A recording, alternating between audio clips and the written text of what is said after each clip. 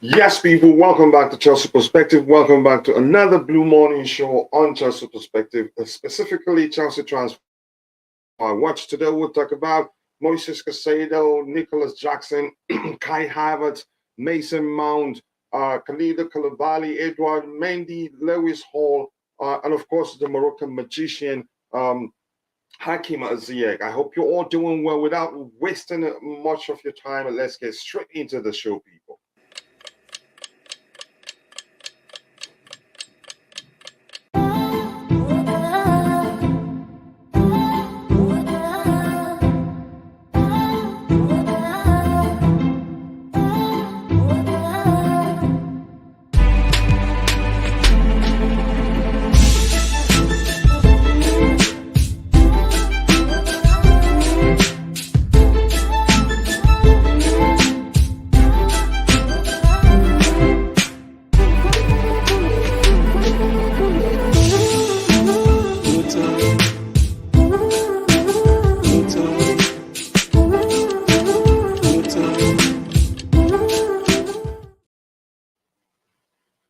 Yes, people, welcome back to Chelsea Perspective. Sorry, my voice still sounds a bit stuffy, but I'm getting better and better.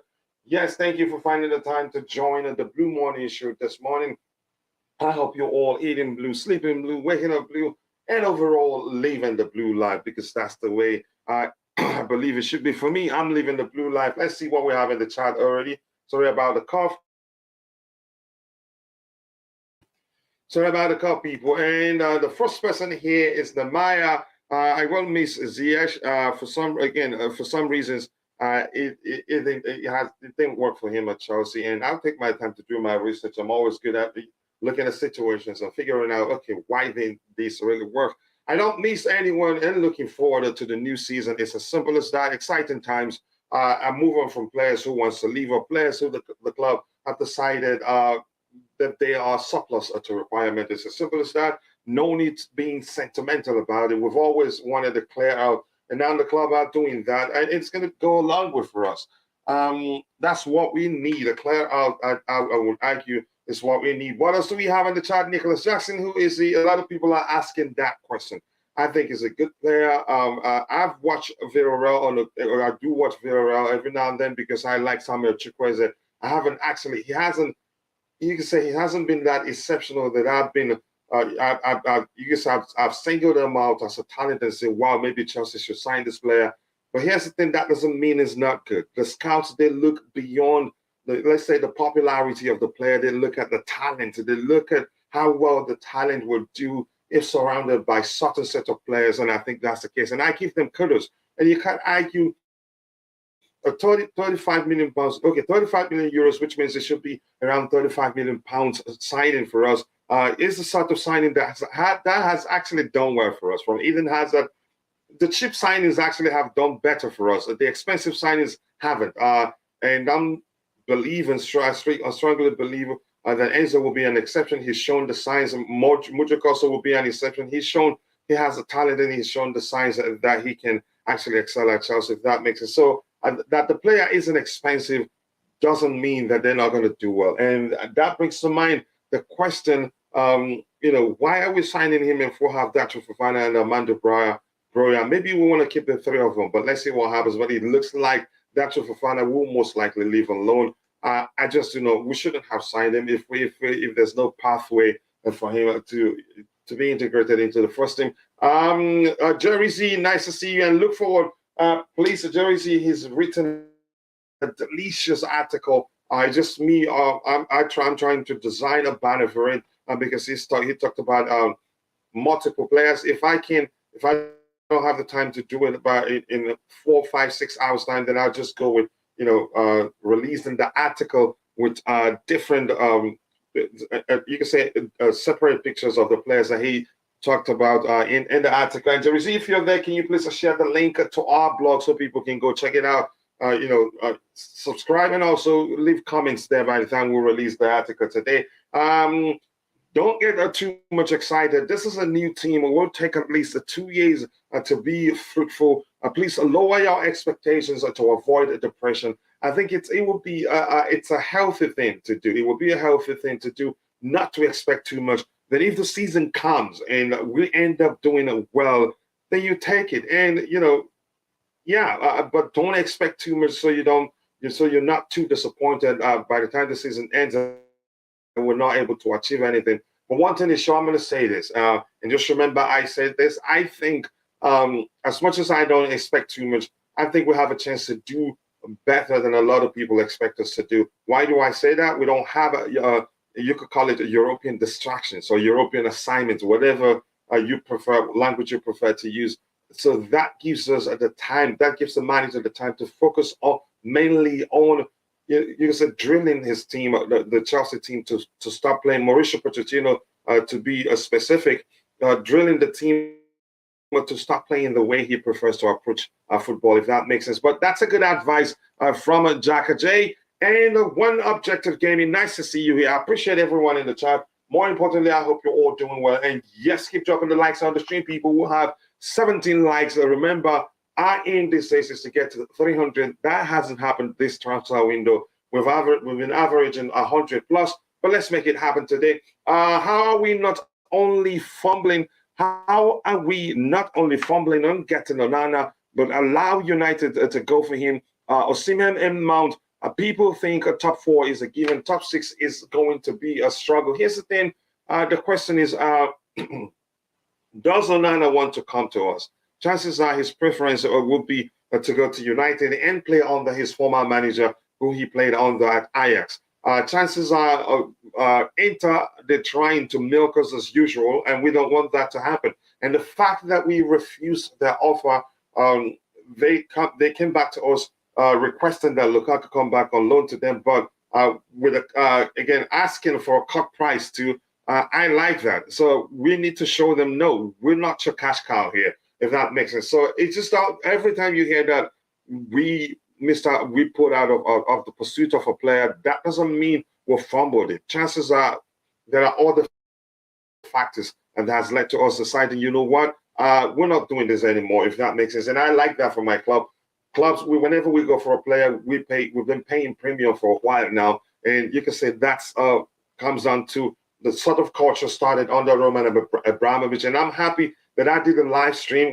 Actually, one of my live streams where I say chances are we switch owners who are going to be profit focused and will be, doing their best to squeeze every penny as profit that they can squeeze out from any whatever anywhere. And that's the case right now. Their profits focus. I know they want the club to do it, but at the same time, they're not going to be doing anything crazy in terms of spending. Yes, keep dropping the likes on the stream, people. 21 likes already. Let's get the likes up. A big up to you too, 80 love for Blue. I appreciate you, brother. Thank you for finding the time to join the show. Chelsea and Andrea Onana interest Chelsea and Andrea Onana interest to leave United in pole position. If they can sign him, fine. And we pulled out, and I believe most likely for a good reason. Osita Anthony says, I have watched him play, and I'm happy he's not a big player, so the pressure won't be much. Yep, I agree with you. Expensive signings, they've not been.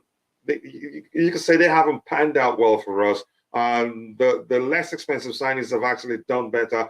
Smash the like button, people, and subscribe to the channel if you haven't. The likes that do go a long way. I appreciate you all. And for those of you that are watching, but for one reason or the other, not able to participate in the chat, remember, you provide great value to the community. But if you can do us one more favor, which is to take a second to drop a like on the stream, would really appreciate that. I hold a different perspective on the notion that it will take 2 years to regain the greatness of this beloved club of ours. It is quite amusing how arbitrary, I can't say that word, arbitrarily claims are made without much thoughts. Here's the thing. People are entitled to their respective opinions. Plus, we all see things from different lenses, and they may well be correct. But I'm still saying that I strongly believe that I will do better than a lot of people expect us to do. That's down to less pressure, the underdog mentality, the lack of European distractions or assignments, if you prefer. I think we'll do well, but people are entitled to feel the way they're feeling. I keep dropping the likes on the stream, people. The likes to go along. Big up to you, Santiago Muno. I hope you're doing well. I appreciate you joining the show. It's concerning to witness the decline in critical thinking among individuals. I wouldn't say that really. People are entitled. We'll all deal with situations differently. You will ask some people, and they will tell you that it will take 4 or 5 years before the club gets to that level that you have spoken about there. Or let me just use a term you use, greatness. Some people will tell you there's a chance we win the league next season. Some will say that will not be possible for 10 years. So I wouldn't go to the extent of using the language, the declining critical thinking. I wouldn't do that. People are entitled to feel the way they're feeling. I firmly believe that Chelsea will thrive in the upcoming season, and I am prepared to retire if proven otherwise. Here's the thing: that's a part of your statement now that I like. You have every right to see that, but I don't think it's right to say people's you can say critical thinking ability is declining. No, they just disagree with you. We all deal with situations differently, and to them, they don't believe we're going to do well in the coming season. For me, I just believe if we're strategic in the market, we sign players that make us better and help us do better than expected. No worries about United. I am a United fan, and going for anyone except perhaps Mount, but more likely we will get leftovers in August and overpay. No worries, Chelsea. Here's the thing, Manny Bright, I appreciate you. Some Chelsea fans feel the same too. They will not. We're not prioritizing our top targets. We'll just go in, try, and if the selling club refuses to sell to us, we'll just automatically, go for the second choice or maybe leftovers, like the language you use. But big up to you. I appreciate you finding the time to join the show. And if you can, we have a sister channel called Soccer Perspective. There, we're planning on starting streaming as regular as possible. And we're looking for willing participant in terms of we're looking for panelists to help us grow that particular channel. But that's by the way, we'll move on. Keep dropping the likes on the stream, people. The likes will go a long way. Good afternoon. In my place, Coach, big up to you. Morning still to me. It is 4:19 a.m. here. But more importantly, nice to see you, Tenku Rito. I hope you're doing well, and thank you for always finding the time to join the show. My bro DJ, so always nice to see you. Good afternoon, Kachila, and everyone in the chat. I appreciate you all. I hope you're all doing well. Coach, I like the standard of our club. No more milking us. Yep, that's the way I see it, Mark. We don't allow them to milk us. We don't just pay premium because we want a player. We evaluate a player. That is, we pay based on our valuation of that player in particular. I think I want that, really. And Inter Milan and Brighton, they can keep their players if they overprice them. Yeah, majority of our fan base are forgetful. In 2003, Mourinho sold vet roots. Here's the thing: I'm all for what's going on right now. My only prayers is that we be strategic in the market and not just throw money at players or just get players for the sake of it. I think we have the structure to make sure when we sign players, we're signing players that will fit perfectly into the manager's preferred approach at the football, if that makes sense. Keep dropping the likes on the stream, people. The likes to go a long way. Love your show, and I find myself watching it more than United shows. Great information. Keep it up. Thank you so much. I appreciate that, Manny. That is very kind of you taking the time to say that. I sincerely and wholeheartedly do appreciate that. Let me send the link to the panelists so that if they have time, they can join me. I usually wait until I'm done. Done with the initial interaction with those in the chat. Because okay, I haven't really. Just give me 1 second here. I'll be back with you guys.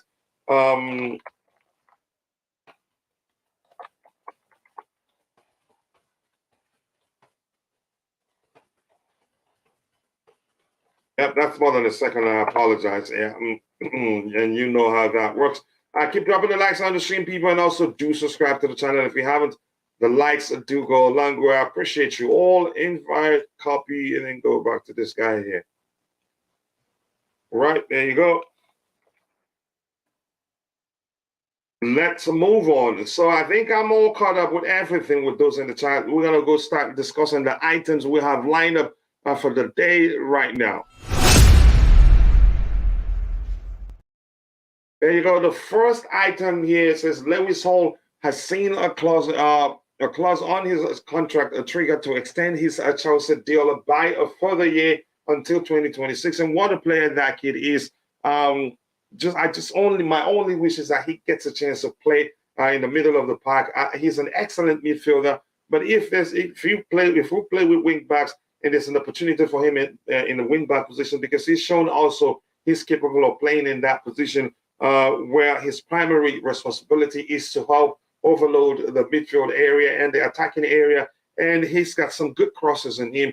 He's a good passer of the ball, progresses the ball, never opt for safer option when you have players on him. And I like the way he shields the ball. And he's just 19 years old. What a player he is. I look forward to seeing him play more for Chelsea Football Club, because he's an excellent player with good vision, ability on the ball and everything. So I'm happy to see that, yeah, we triggered that extension 2026. Yeah, but you can say, even if we decide to send him out on loan, hopefully to a place where he'd play regularly, I'd like that. But if we can keep him and give him enough game time to continue developing properly, I'd really appreciate that. Manny, thank you again for taking the time to say that. And that means a lot to the community. What do we have here? The Prince is here. Big up to you, the Prince. Big up, Coachella. Big up, Chelsea family. One love.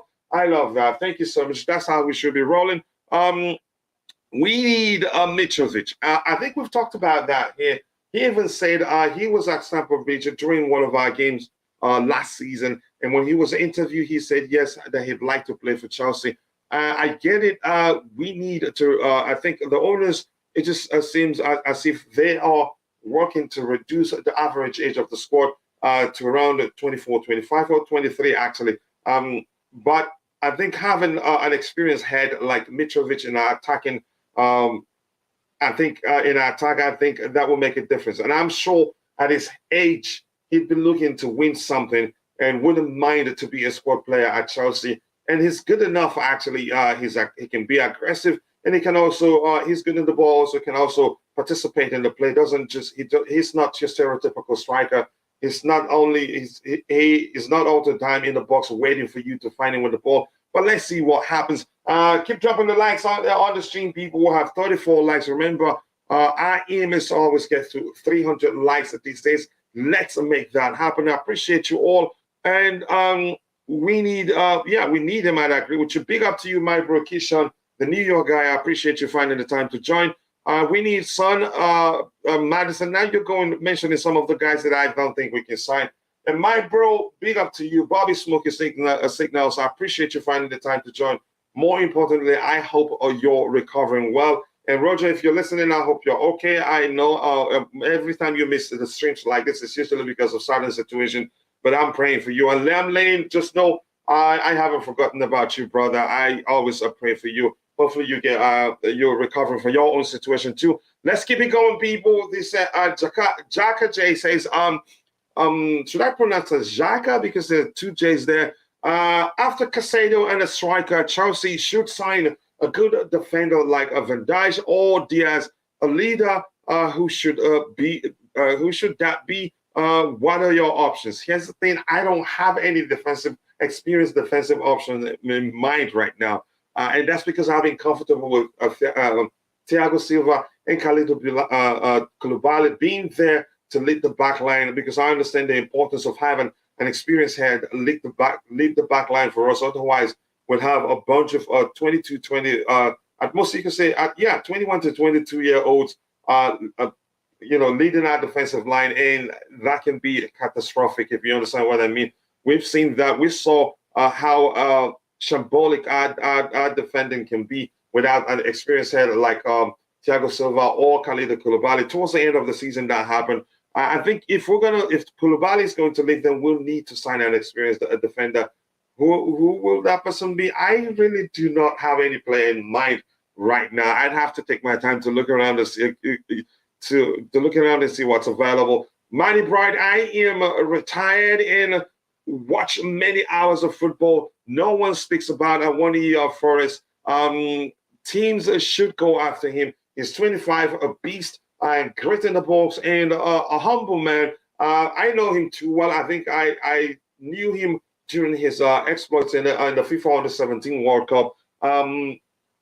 But I think his progress has been a bit slower than his peers during that particular Under-17 that I'm referencing. What year was that? I can't remember. I think he's a good player, and the Premier League suits him very well.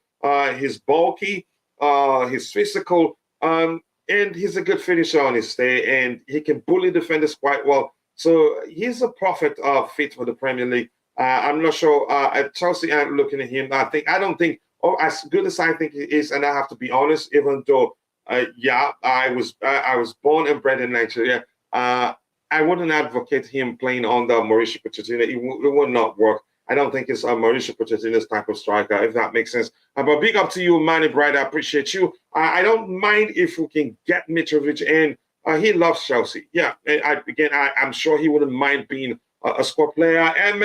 MMJ Fitness, I appreciate you. Big up, bro. Greetings from Finland. I appreciate you. Thank you for joining, and thank you for saying where you're joining us from. And if you're watching, please, if you don't mind, kindly take a second. Let us know where you're joining us from. We'd really appreciate that. And here's Jerry Z, our chief writer, chief research. This guy is an exceptional writer, and hopefully by the end of the day today, I think by midday today, I'll be able to would be able to publish his first article on Chelsea Perspective. And here is it. Please find the link to the articles on Chelsea Perspective. He's shared the link there. I kindly request you review the existing articles. Sign up and drop some comments there. Let us know whether you're enjoying it or not. He shared the link to our blog there. Please go check it out. Thank you so much. I appreciate you for doing that. We will be uploading an article focusing on Chelsea's midfield dynamics, and we have more exciting articles planned for the future, including a detailed analysis of Chelsea under Pochettino. You better get excited, people. I can assure you, Jerry Z is a very fine writer, and you will enjoy his articles. Keep dropping the likes on the stream, people. Bobby here's a greeting there from DJ to you. Madrika will cook on the porch. I cannot wait to see him play with Nkunku. And if you ask me, I'd really say I think I'm seeing a bit of that Moises Caicedo in Noni Madrika, but even though I'd like him to play closer to the final third than usual. Muso Dembele and Sissoko, who played under Mauricio Pochettino from a deeper position. I think he can actually drill Conor Chukwuemeka to play in that position for him. But let's see. It's up to him to decide what he does with each of the players. Did you ever get around to watching the US versus Mexico game? You can say, let me use this language. I watched numbers. But I saw a highlight of the first goal because I saw the U.S. scored and he was Christian Pulisic. Even though I was sleepy, I had to go tune in immediately to see the replay of the goal. He was persistent. That was why he got that first goal. And he's always been that good, and he's a big young player. Unfortunately, for many reasons, it hasn't really worked for him at Chelsea. So maybe I need to watch the replay. South Africa, thank you. Zubairu Remana, I appreciate you. Please, if you're watching, if you don't mind, tell us where you're following the show from. I appreciate you all. Keep dropping the likes on the stream, people. 38 likes. Let's get it to 100 as soon as possible because we're shooting for 300 likes. Now we have to switch topics. I'm happy that Lewis Hall, he'd be here with us until 2026, and I'm quite sure he's good enough that by the time we get to 2024, actually, I think by next year we'll be talking about extending his contract. Hopefully he does well enough that becomes the case. Keep dropping the likes on the stream, people, and also do subscribe to the channel if you haven't. And please, let me say this once more. Once after the initial interaction with all of you in the chat, once we start addressing items we'll have lined up on the tabs here, please try as much as you can to ensure that whatever you say in the chat is aligned with the current topic. Otherwise, I'd skip your comments. And even though I enjoy interacting with you, I've explained severally that switching between topics in seconds like this can be exhausting. As much as I enjoy interacting with you, it doesn't help. South Africa, I appreciate you saying that, brother. Good morning, Coach. Good morning to you, to all sports fans. Adam and panel. I'm excited at this Jackson signing. He has a pretty good profile, and it's It's a refreshing approach. Just another signing. We need to rebuild the squad long term, and I think we just have to be patient. But I still do think if we're strategic in the market, we still do better than a lot of people expect us to do. But I appreciate you. And Bright Ghana, I appreciate you, brother. Thank you for joining. My West African brother, Bright Atakora, I appreciate you. Now we'll switch to the next topic. And please keep it aligned as much as you can. That will help. That will go a long way. So let's see what else we have lined up.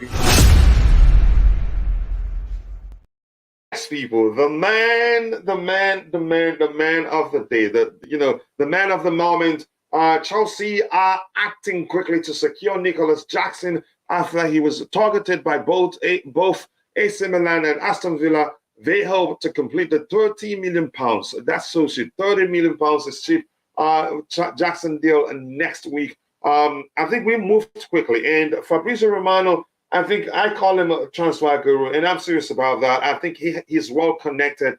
He said about a week ago that we should just keep an eye on Chelsea's interest in Nicolas Jackson. He didn't say much. He stopped there. And yesterday we heard that we've agreed Chelsea have agreed personal terms with Nicolas Jackson. And this morning, boom, we're hearing we're willing to trigger the buyout clause.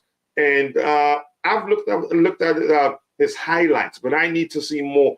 But I'm not complaining because this is, you can say, the scouts, they've looked beyond what we, the average fans, see, the numbers and everything.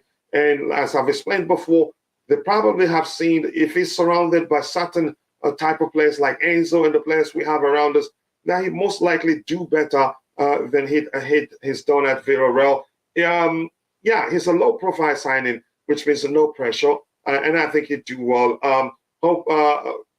I hope again. I think I trust the scouts. Let me just put it that way. And if you're in the chat, I want to get your thoughts on the potential signing of Nicolas Jackson. It's looking imminent. So I'm happy. How about you? How do you feel about that? Keep dropping the likes on the stream, people. We are at 45 likes right now. Take the likes up to 100 as soon as possible. Let's make that happen. And I'm going to pin the link to our blog. Please go check it out. Be sure to subscribe. I appreciate you all. And Gabriel Obas, I haven't seen you in a while. He says, smash the like button, people. Keep smashing the like button and also do subscribe to the channel if you haven't. Wow, Coach, your introduction has left me speechless. I'm truly grateful for your incredible words. Look, you deserve that. You're writing for the community, and you said you don't need it to be paid for that, and that is huge. I cannot even thank you enough. We should have the time to be on the panel too. I really appreciate that. Thank you for setting the stage with such enthusiasm and intrigue. Those are some words I hate to try to say. For some reason, I cannot get used to saying them effectively, but that's nothing. Big up to you too, Martin. Oh, I hope you're doing well. Kimso, hello to you too. Love the 30 million Badiashile Noni Jackson signings with an upside. Here's the thing. I know players usually, when you pay something ridiculous for a player, if you interview them, that say, yeah, I'm not worried about the fee paid for me. Yeah, the truth remains, a large fee comes with an added pressure, no matter who that player is, except if you're talking about an already established player. But if you're talking about young players, you pay something extraordinary for them, you pay premium for them, it's an added pressure. But when you're talking about Ronaldo, Messi, the biggest names of world football, it's not a problem for them. So I like it. 30 million budget. Let's see how he's performing for us. Noni Mardek is how good he's been. How much did we pay for Eden Hazard? I know some people still make the argument that how much we paid for Eden Hazard at the time was a big fee, but not a world record as at the time. If you look at all the players that were sold during that the same year or within that period, you'd still say Eden Hazard was a bargain signing for us. Even N'Golo Kante, see how well they've done for us. Big name signings, you can say big money signings they haven't really worked out for us, if that makes sense. So I agree with you. Keep dropping the likes on the stream, people. So let us know, what do you think about Nicolas Jackson? And please, I'm going to say this again, keep the topics aligned. Otherwise, I'm going to skip your comment. Right now, we're talking about the imminent arrival, possible arrival of Nicolas Jackson.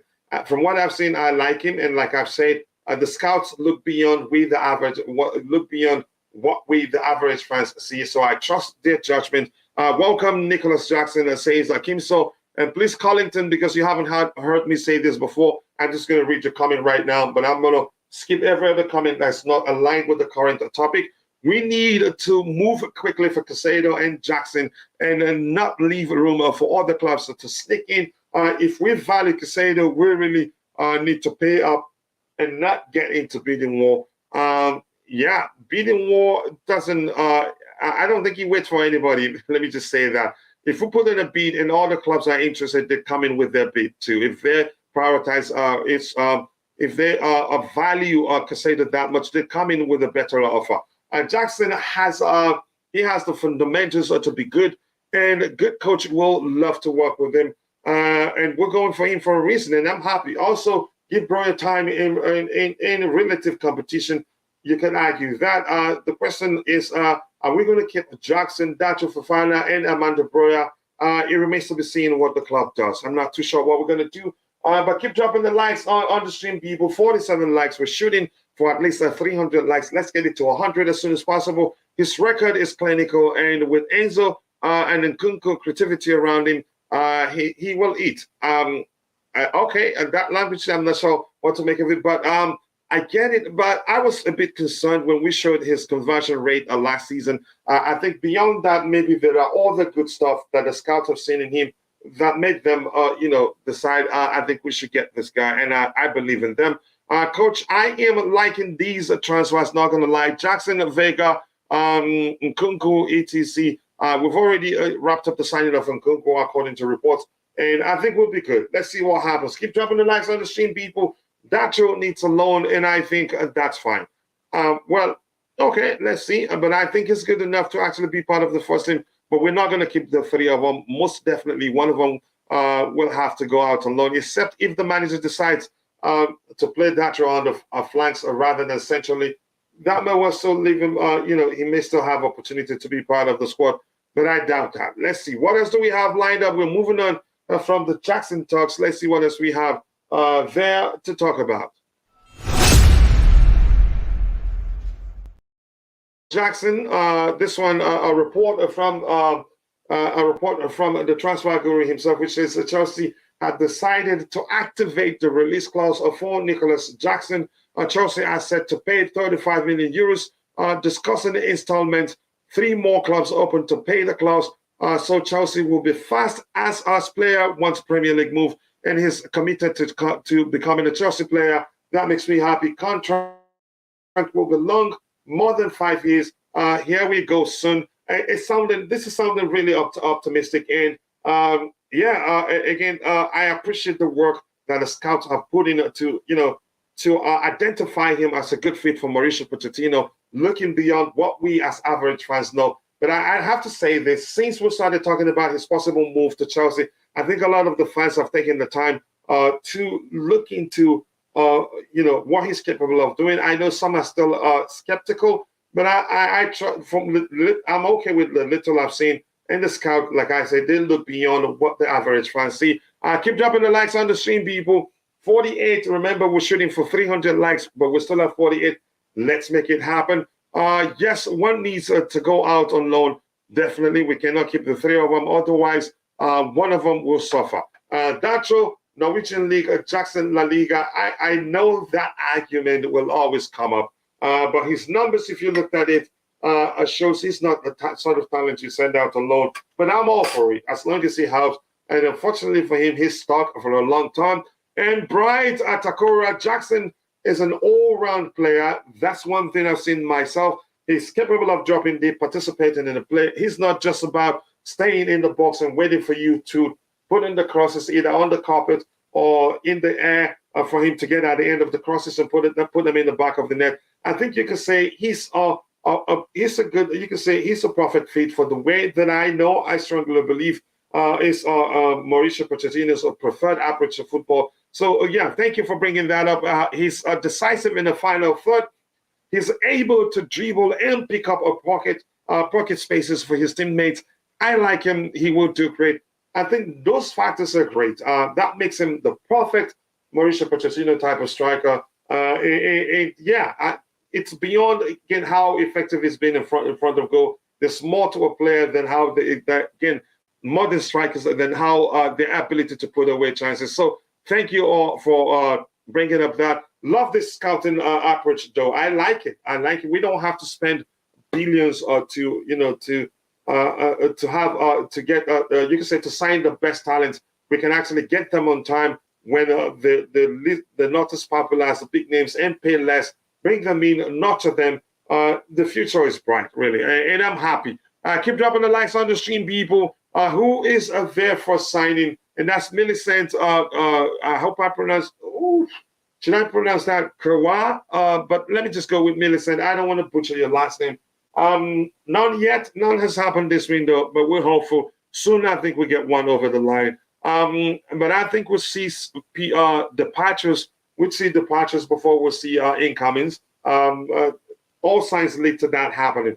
Keep dropping the likes on the stream, people. 48 likes. Remember, we're shooting for 300 likes. So we should be at least 100 likes right now. I see a lot of goodness in him. How we play, and I am sure he will be the man we have been missing for a long time. I hope that's the case. I trust the scouts. Like my brother Todd has said, just trust the scout. And yes, he doesn't have to be the most popular player in world football for him to survive, to make it at Chelsea.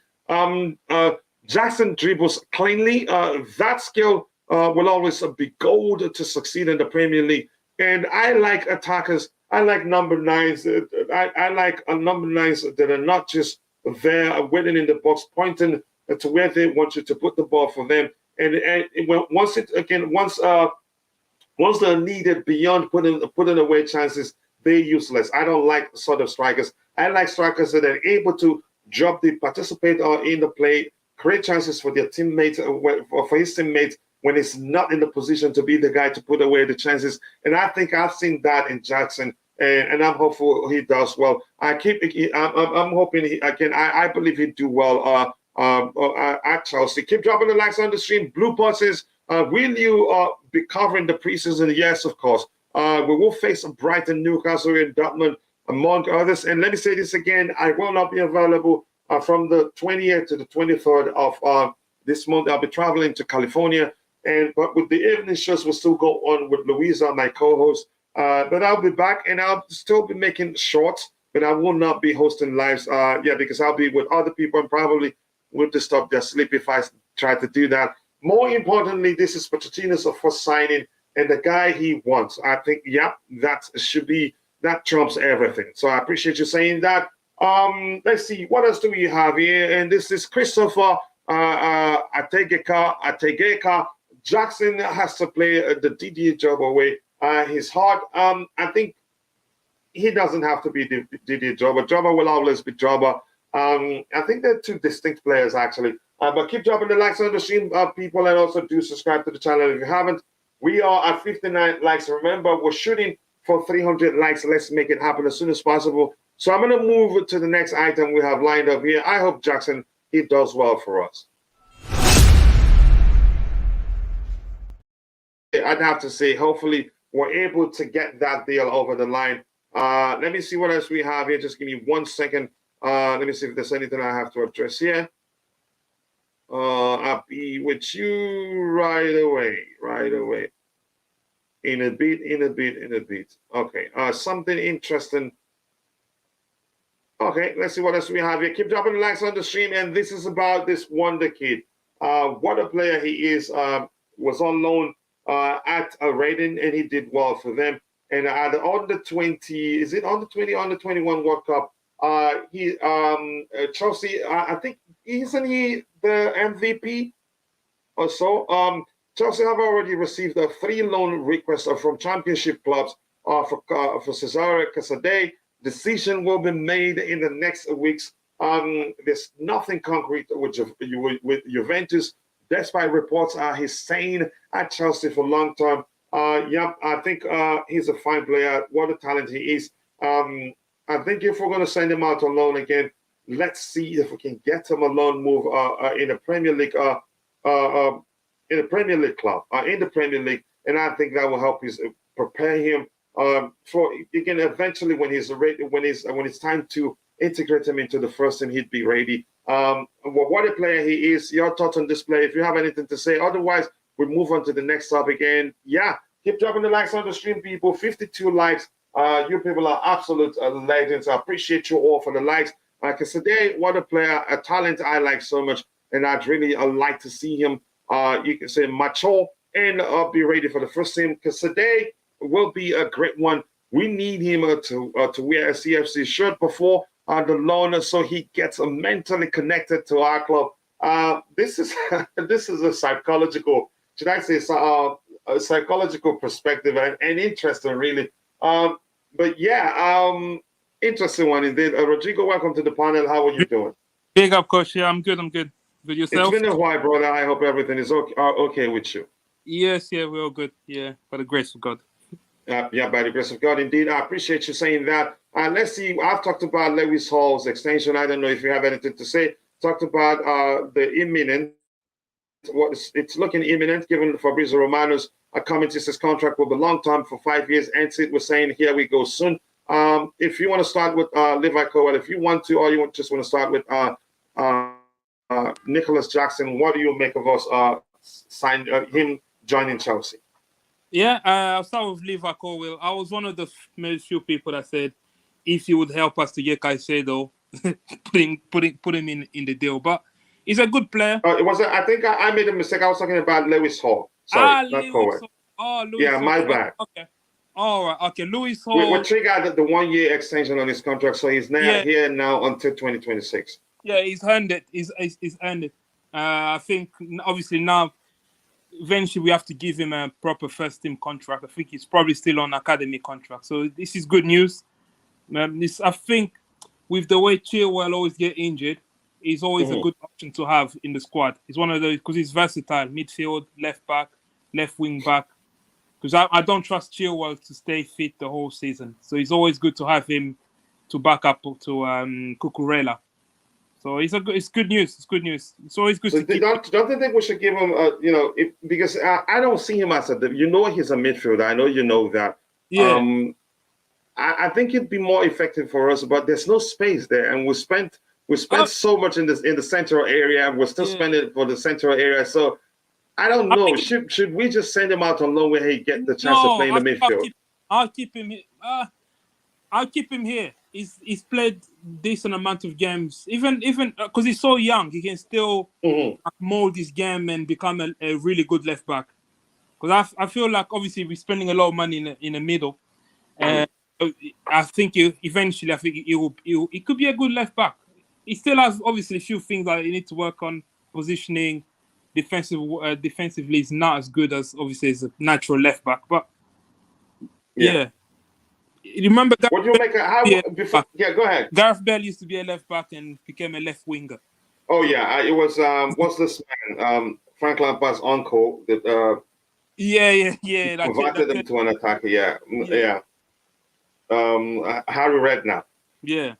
What you make of Nicolas Jackson? Nearly every time I want to say his name, my first thing that comes to mind is Andrew Jackson. Andrew Jackson. Oh my. Yeah. Again. Yeah, but what you make of him? Do you know him that well? Because I believe in our scouts, and I've seen him a couple of times. But the scouts, they see things differently. And like I've said, they've looked at him and they strongly believe that if he comes to Chelsea, surrounded by the players we have, he'd probably do better than he's done at Villarreal. But your thoughts? How well do you know him, and do you think he'd succeed at Chelsea? I'm not gonna pretend I know him. I don't know him that well. All I can go off by is watching the comps, like maybe 90% of the Chelsea fan base. But then again, when I watch the comps, obviously it's good to see the goals. But what I'm really looking at is the first touch, the weight of passing. It looks a decent player. Again, this is one of those. It's like a Badiashile again, a player that's under the radar signing. Under the radar signing, you get him. He does well. If he does well, he does well. If he flops, he's only. We think only, but in this day and age, £35 million is euros as well. It's like that's probably like 27 million pounds. Mhm.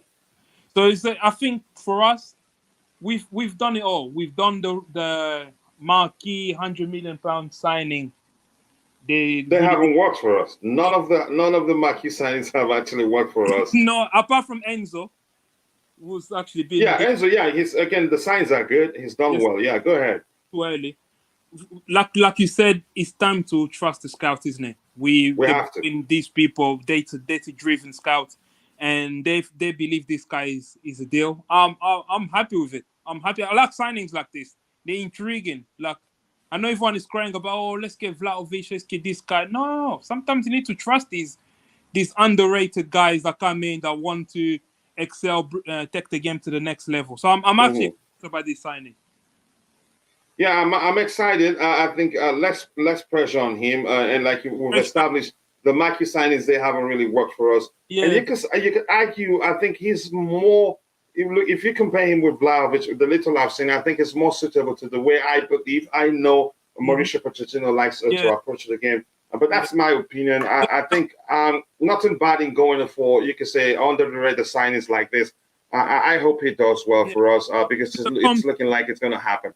From the go ahead. I don't know if you watch more games of him, but from the comps I watch, his first touch is very soft, very nice, and his way of passing is really good. So from those 2 points of view, because obviously I can't comment on the goals. I mean, maybe the purple patch, but from like the fundamentals, first touch, how does he combine with his teammates? He looks decent. He looks Looks promising. So we'll see. Yeah, I've seen him a few times, but usually my focus has always been on Chukwueze. Exactly. Because I watched Real Madrid Villarreal. I'm not watching like specifically him. I'm watching the game. I know what you mean. Yeah, but I think I trust the scout, and from the little we've seen, I get it. Comps are usually the only where they're doing good stuff and all that. Comps don't usually show the bad side of the player. I watch a comps and I stopped watching. I think, what player was it? Because the player was watching a comps halfway through. I was like, I can't be asked this guy. It's not that good. Yeah, but sometimes I wish we see more of comps of the bad side of the player, or comps with weaknesses and you can say and strength and all that, but we don't. Let me catch up a bit. Then we'll move on to the next topic. Let's see what we're saying. Several loans without playing for your parent club, maybe some type of way. And here's the thing: an issue sometimes is how you send a good player out on loan several times. They decide, you know what, I want to move on. Because they're well aware that there are shortage of clubs that are willing to take them if they decide to leave. But unfortunately for these kids that have signed that Chelsea signed of late, they're all on like 10,000 years contracts. So getting out is difficult. But I get your opinion there. Keep dropping likes on the stream, people. 56 likes. Let's get it to 60. I know some people laugh at us signing youngsters so much, but it will be a masterstroke in the end. Andre Sanchez, Slonina, Casade, etc. But the truth remains, we need to mix it up a bit if we really need it to start to hit the ground running. Cesar Casade is really a good player. Pochettino should also think about him to be introduced to the senior squad. He has an identity of Frank. Let's see what happens. And that at the Geka, I appreciate you saying that. The manager, let's see even if it's going to be part of the preseason tour in the US. Wouldn't mind seeing Casade at Leeds or Leicester City. I'd rather him, be loaned to a Premier League club rather than a Champions League club because he'd be, you could say, should I say, working in an environment where we want him to be when we need him, where he'd be working for us when we integrate him into the first team. How much longer is Madson's contract with Chelsea? I think he has about is it just a year? Let me check again. Yeah, 1 year. 1 year. 1 year. So he has all the cards. So it's either we show him the space for you, or maybe he may well decide, I'm not coming back. You have to sell me now. And it looks like a Brighton, Burnley, is it Burnley, right? Yeah, Burnley. They wanted to buy him, and we said, no, we want to keep him. But I don't see that kid putting pen to paper for a new contract if either of Cucurella or Ben Chilwell don't leave the club. But let's see, except if we're able to convince him and say, by next year, we'll make space for you. Since you made it to the Premier League, You may just play one more season with Burnley in the Premier League and be ready. Maybe, but let's see. You never know. Keep dropping the likes on the stream, people. The likes will go a long way. We have 58 likes. Remember, we're shooting for 300 likes. One great thing about Poch is that he's working with the board and integrating in the system to make sure everyone has the same vision when it comes to transfers while keeping financials in check. I think, yeah, okay. But I hope we get Adama Boyang over the line too. We're looking at him. The club is in a huge transition and is changing the model approach. That is a good thing with the help of the new people. And I see things in a more positive light long term. But for a while, you've been fighting the owners. Maxing contract until June 30th, 2024. So it's a huge risk now. I think the club will try to get him to put pen to paper for a new contract. If he doesn't, then they will look to sell him. Let's see what else we have lined up. I'm glad I have. I don't think Rodrigo. I don't think you came with the boss. You don't now. No. You're just analyzing the situation. Exactly. Yeah. Today, no. We'll see. We'll see when we get to Caicedo, maybe. I'm waiting to see. No panicking. One important thing is this: it's looking that the Saudis will be our saving grace in terms of players. Unbelievable. The club wants to sell Koulibaly, but I get it. His wages might be an issue for the club. But that's by the way. Let's say the club wants to sell him. The Saudis, they want Khalidou Koulibaly. They want Hakim Ziyech. They also want Edouard Mendy. Let me know if I'm missing anybody. And they already taken a look. But we're not going to get anything from the seller from N'Golo Kante's transfer. But go ahead. They also want to Lukaku. Oh, they want Lukaku too. Yeah, and the man wants to come back to him. And but before we talk about that, are you not happy that Chelsea said no to Inter? That we're not doing that again? Yeah, because these clubs are taking us for a ride. So for example, we maybe want to go in for Andre Onana. They're going to price us like 70, 80 million euros. Crazy, ridiculous prices. But when it comes to our players, and they're saying, according to a report from Dimarzio, Fabrizio, they're saying Koulibaly is the number one priority. If he's the number one priority, then you've got to act as if he's your number one priority. So you put the money down, you sign him. Or you pay us a loan fee and you cover all of his wages. Here's the most annoying. Yeah, go ahead. You just talked about his wages. That's the most annoying aspect of the whole thing. We paid them 100 million plus, and then decided to give them Lukaku back on loan, and we're paying a large chunk of his wages, and then you came back to us and saying you want a discount all again. A discount on the discount, because last year we gave euros. 8 million euros. A discount on a discount. Yeah, that's a better way to say it.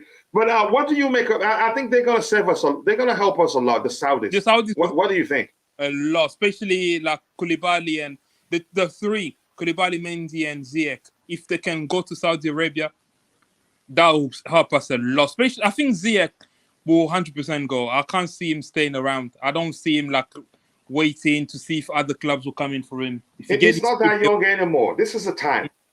The one I'm not 100% sure is Koulibaly. I'm not 100% sure Koulibaly would leave Chelsea. Go ahead. Let him go. I'll be happy to let him go. Why do you say that? You think he's an ambitious player? You think he still wants to stay in Europe and all that? Or you're saying that based on his statements? No, I think he's an ambitious player. I think he might have looked at last season and not be happy with himself, the way he performed. And wants to prove himself. Yeah, he want to prove himself. Him, I'm a bit doubtful, but Ziyech, I think if the offer is good, he'll take it. He'll go. Yeah, I have said this before. The Saudis, they will be our saving grace because some of these players, their wages are more than ridiculous. Their wages are redonkulous to an extent that you can say we've not been able to sell a Kepa Arrizabalaga, for instance, and it's all down because of his wages, not because there weren't willing buyers. I think Napoli wanted him. I think Lazio also wanted him, but his wages was an issue. I mean, Poch is working with the mess that Chelsea has created, and that is why he's fitting in well by trying to steady up the ship. And that is key at the moment. I think I couldn't agree more with you. I have to say this is the delicious comment of the day. You have to steady the ship, put the project, put it aside at the moment. I know even it will still be the project, but the focus should be on stabilizing the ship. Exactly. Once the ship is stable, then you can sail to whatever destination you want to sail to. Go ahead. I want to add to this. Poch in, I think, Spurs, he was in a similar situation when he joined them. They had so many players. You remember, I think the Gareth Bale money, they signed a lot of players. And then when he came in... Bale didn't get to play under him, right? No, it wasn't under him. Saw Gareth Bale, I think, Villas-Boas, and then they had Tim Sherwood. And then when he came in, there are so many players. He got rid of so many players. Some experienced players left. And then he started from there. He's in a very similar situation at Chelsea. And now... So his experience of what we need right now. Yeah. Go ahead. Only bit of question mark is, has he evolved in terms of tactics from all the way back in 2016? But hey, listen, he's a smart person. He watched football, probably more football than any of us. So I'm not... Yeah, it's not really a big worry. He probably knows how to adapt to modern... When I say modern, I mean 2015 is not really ancient history. I mean, to the current trend in football, he probably knows how to counter that. So I'm not really, worried. But it's just a comment looking back at his, Yeah, just a quick question before we switch to the next topic. Koulibaly, I think the club would have loved to keep him, but his salary will be an issue for the club. As they're looking, the way Liverpool will perform, the club has so much faith in Colwell. I was listening on a Twitter space. Someone was pretending someone who's well connected. Said the club view Colwell the same at the world class level as much as they see thingy Fofana. So he's highly rated at the club. So I think they're not willing to just let go of Koulibaly. They probably think Thiago Silva is the only experienced centre back that we actually need because he's that good. Let me ask you this. I know this is off topic.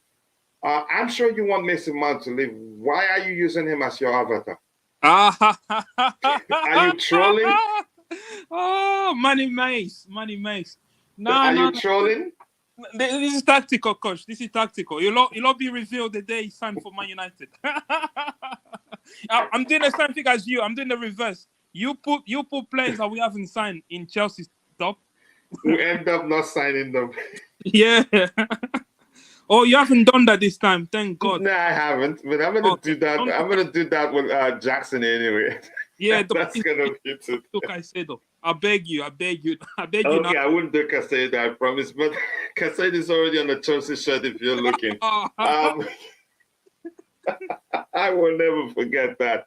Hello, bro. I'd like Chelsea to not lose these players. What player in particular? He's a brilliant player, and he must play. Sameko, nice to see you. Thank you. I appreciate that. Since Kante is gone, who will take his shirt? I don't know. And please, if you're in the chat, bulk up your messages. Send it as a paragraph. Do not send them individually. I don't want to turn on the slow mode. I like interacting with you. Kepa will be our next captain. Let's see what happens. Big up Kuchila, Chelsea all the way. All nice to see you. Always nice to see you. I appreciate you. I think we're flopping if we give Kepa a chance. It's not up to us, but let's see what happens. And let Chelsea get rid of Koulibaly to Saudi. We have a centre backs like Benoit, Fofana, Silva, Chalobah, Levi Colwell. We need to keep players with team spirit. I think I need. If Thiago Silva isn't playing, I need an experienced head to lead the back line. But let's see. Chelsea wanted to swap Lukaku with Barilla. It's never going to happen. Yeah, it's never going to happen. I'm sure Inter values Barilla so well, and he's a fine player. How I would love us to have him. I remember, I think Conte wanted him when he was still very young, but he's matured to one. Again, he's such a fine player. I would want this to happen, but it's never going to happen. Keep the topics aligned so that I don't skip your comments in the chat, please. Okay.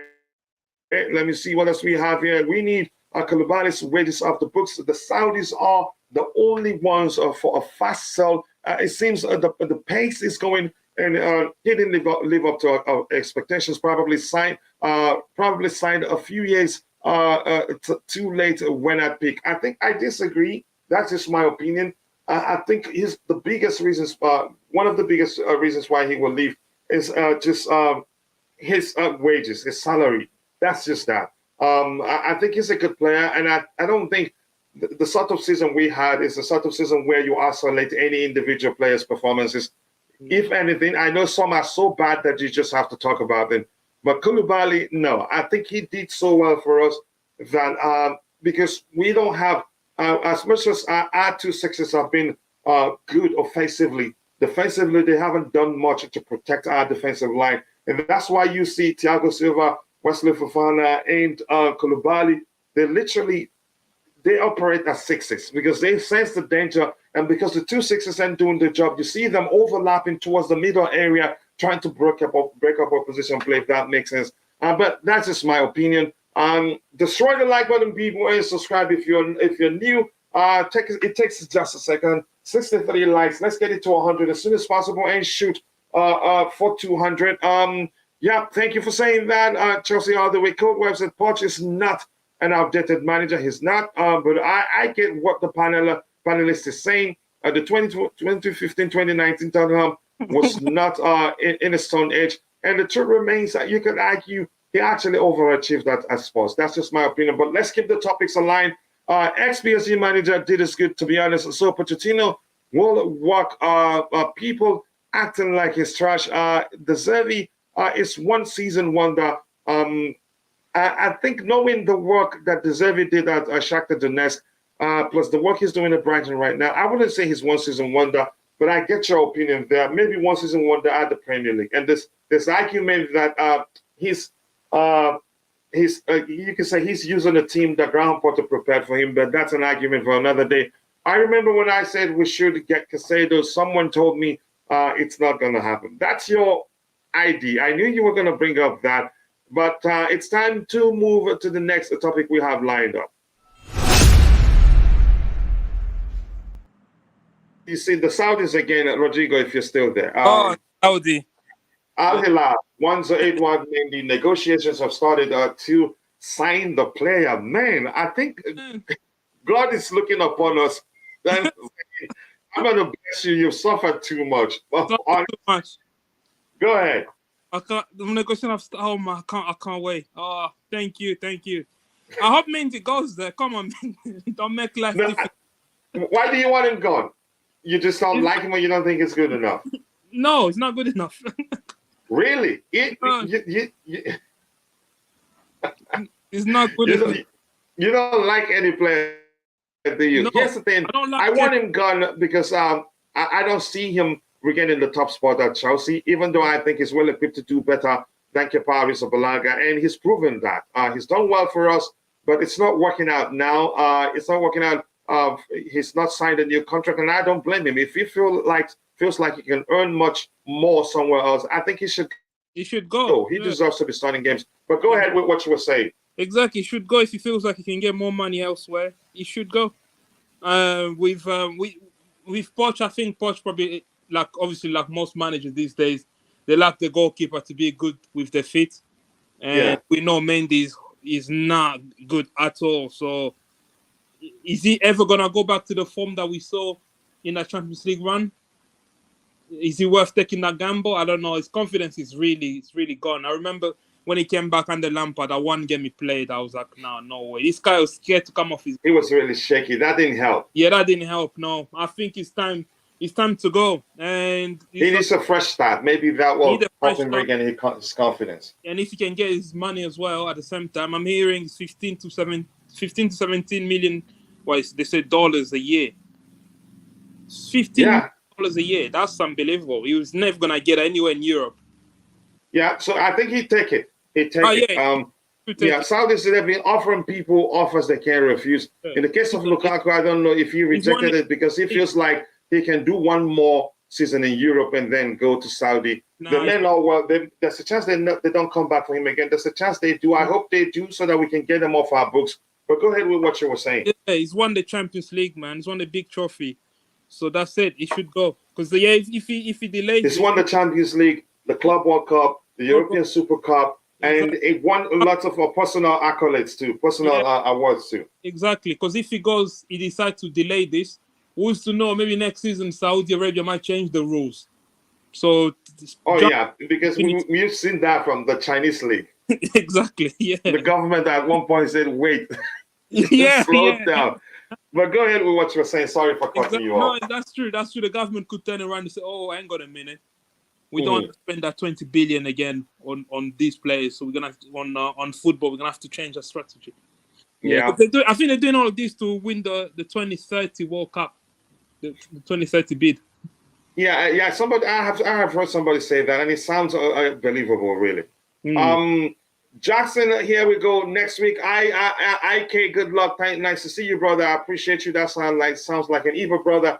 These Saudis teams are serving us bacon, serving us bacon. I'm serious. I think you're right. They're going to be our saving grace, and I said that a few days ago. And we have some good players that they can take from us. I hope they come for Callum Hudson-Odoi too. Did you hear I read a quote from the Galatasaray manager said, Chelsea have so many players I really like. I'm like, wow, come take them. Let them come. Buy one, get one free. And just quickly, Rodrigo, your cousin Bakayoko. Finally. Oh, finally we're free. Yeah. I don't know. That guy, he was a good player. He was a good player. That class of Mbappe, that one that went to Atletico Madrid, and the one that went to Fabinho, who went to Liverpool. That class of Monaco, they were just Benjamin Mendy. Yeah, Benjamin Mendy too of that's of Man City. Yeah, who's now he's smelling rods right now. And here's the thing, I think in this case probably that injury he sustained before joining us. Maybe. But even at that, even with the injuries, we saw some good performances from him. Even when he wasn't fully fit, he helped us win the FA Cup, didn't he? Did he? I don't remember. At least I don't remember any good. The only game Tottenham, I think at Wembley. Was it at Wembley or where? I don't know, but I think he helped us win the FA Cup. The only good game I remember from him was Atletico Madrid. But he won the FA Cup with us, I think, under Antonio Conte. Yeah, he did. Yeah, 2018. Yeah, I think it was Southampton in the semi-final. Must have been. I thought he played either in the final or in the semi-finals against Tottenham. I don't remember what happened. Was it who did we play in the final in that game? United. Okay. But that's, by the way, I think I don't know what happened. I feel bad for him, but at the same time, we need him off our books. Don't miss out on the opportunity to support our channel. Kindly show your support by liking and subscribing. Click the link above to explore the Chelsea Perspective channel and join our community. Also, we have I pinned the link to our blog there. We have a couple of articles there. Dan Hill has written for us. Mikhail, my friend, sometimes panelist here, has written, I think, 2 articles for us. I have written an article. I have written about 3. Some other writers there. And we'll be releasing Jerry Z's article today, and I think you will like it. Keep dropping the likes on the stream, people. The likes to go along with. Thank you for saying that, Jerry. Mount 60 million just finished the deal as soon as possible. I think we'll get to that. Please, let's keep the topics aligned. The vibe. Nice to see you, brother. Coach, these Saudis teams are destroying football. I don't think they can. I think it's not sustainable. I think it's something like Rodrigo. Rodrigo, can you go ahead? You think they're doing that because they want to win the bid for the next World Cup? Yeah, go ahead. Exactly. They want to promote the league and to get the World Cup. Then this is not. They're not going to be doing this for the next 10 years. No. It's not sustainable. It's not sustainable. Yeah.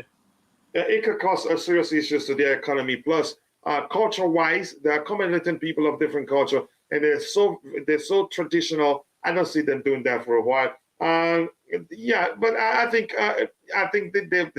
we're good. They cannot ruin football. The Chinese league weren't able to do that, and I think they can.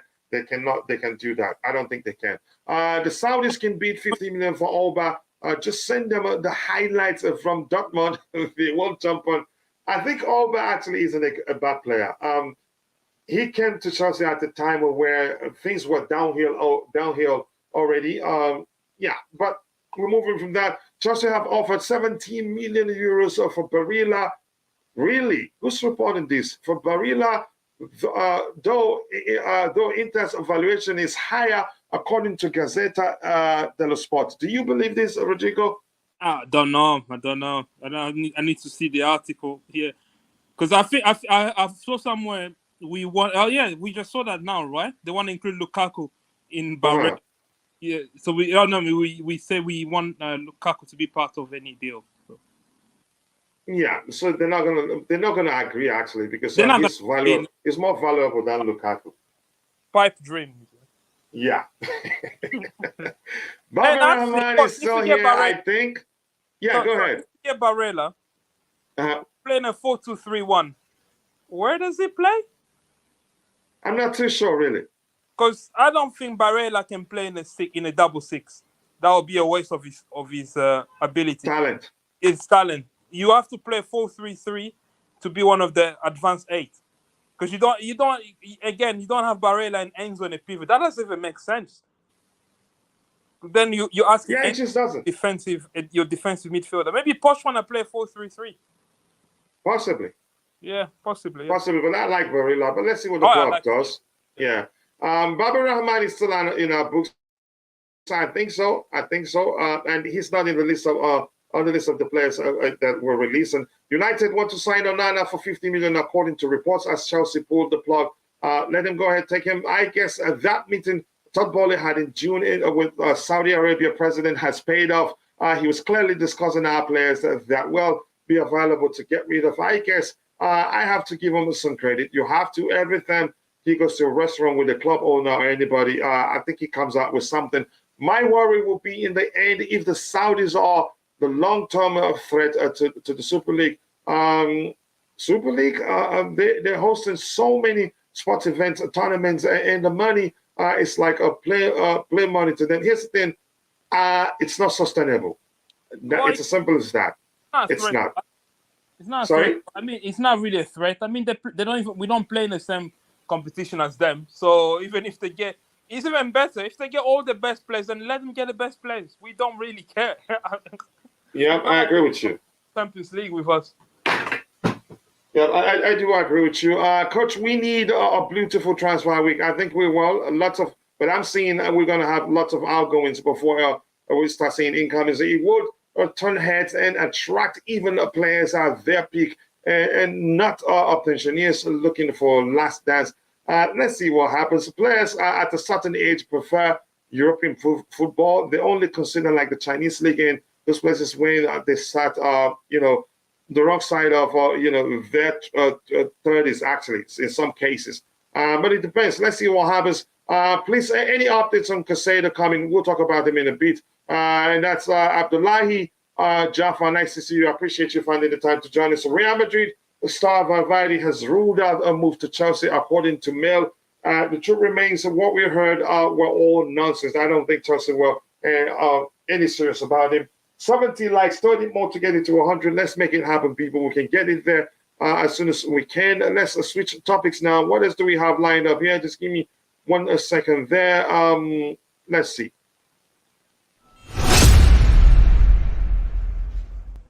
We do that, Bobby. Welcome to the panel. I hope you're doing well. You joining, it's a sign that you're recovering well.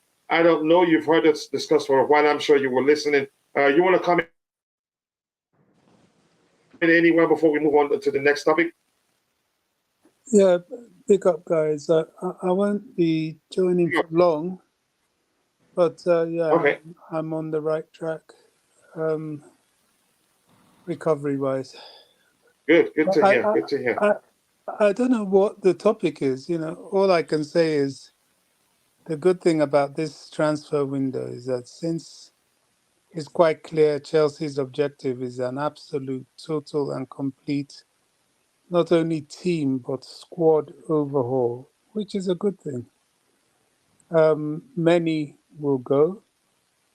many of the currently purchased will stay for sure, and there will be some additions. Mm-hmm. Quite who they are, we kind of know who's going anyway.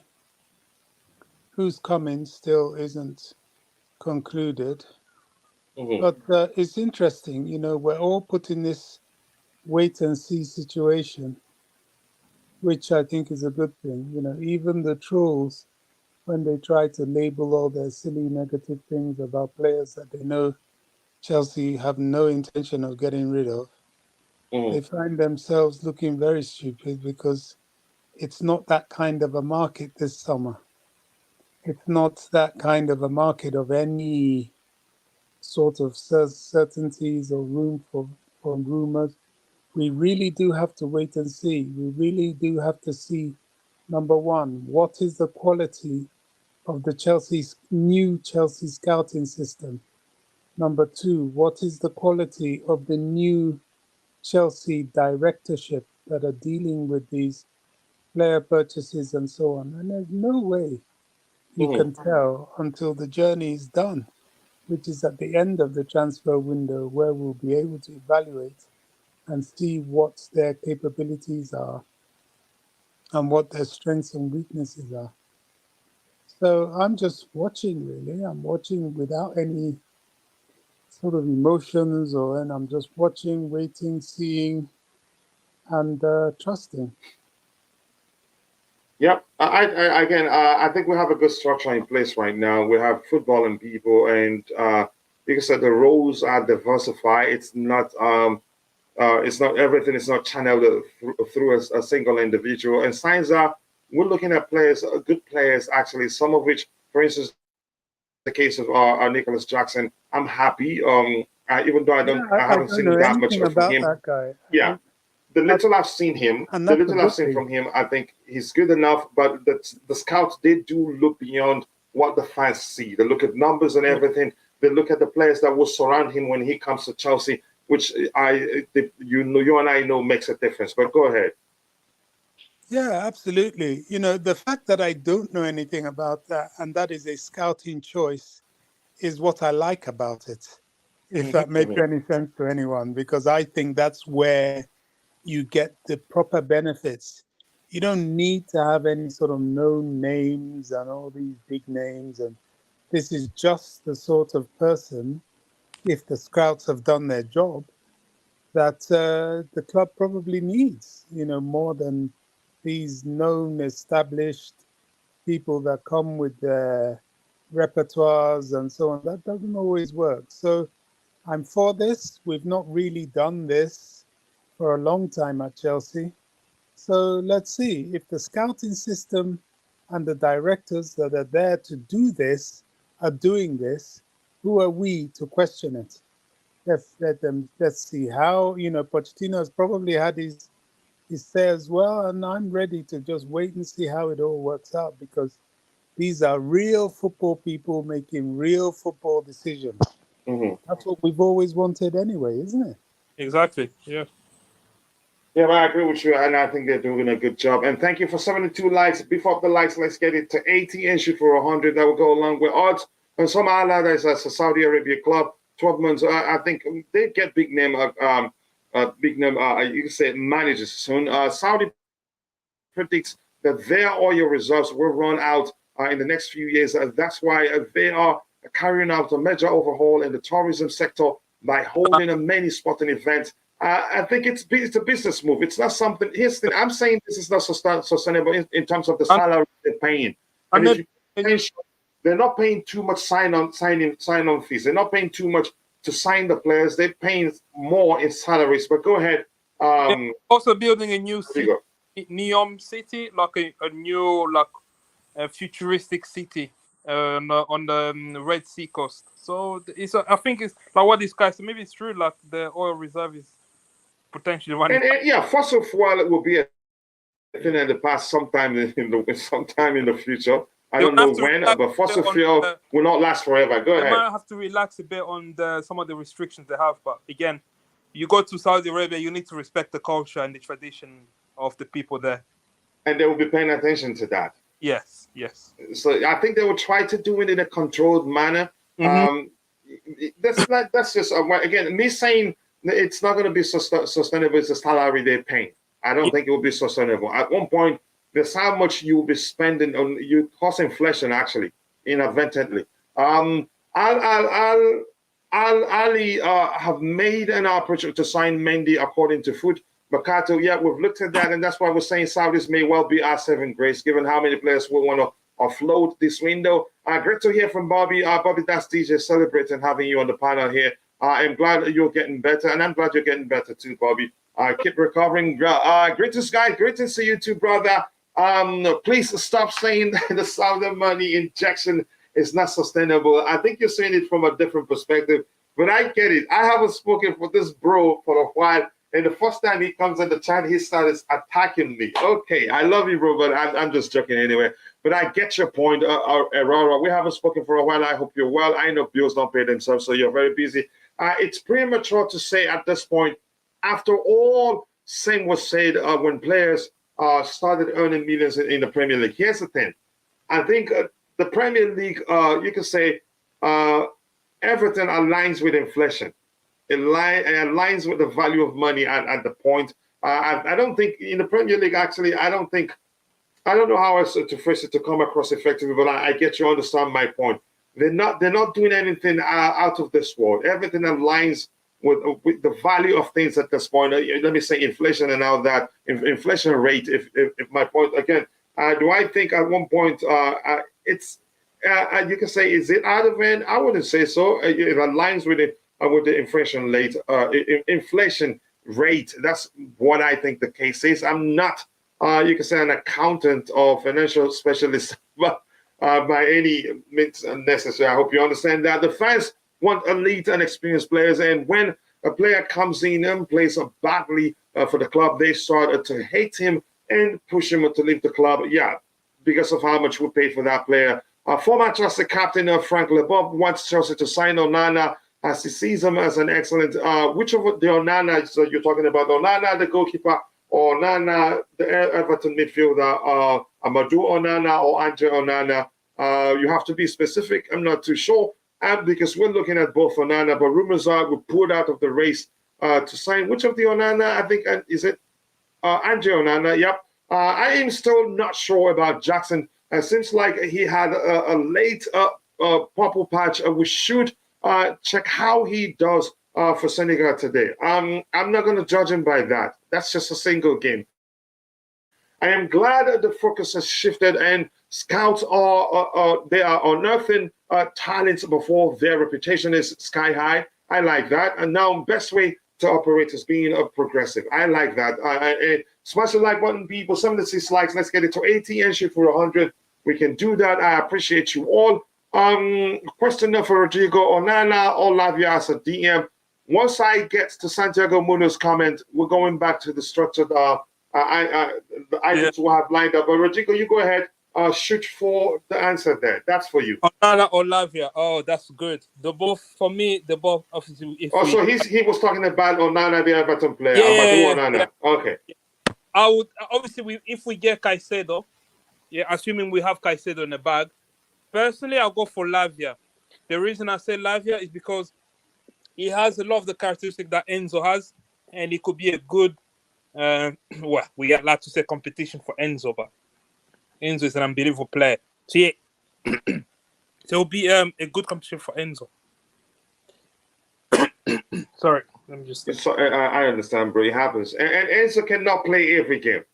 I think we've forgotten that. He's been so good since he joined us that a lot of people forgot. Sometimes he's gonna need to rest. We need to rotate him. But go ahead with what you're saying.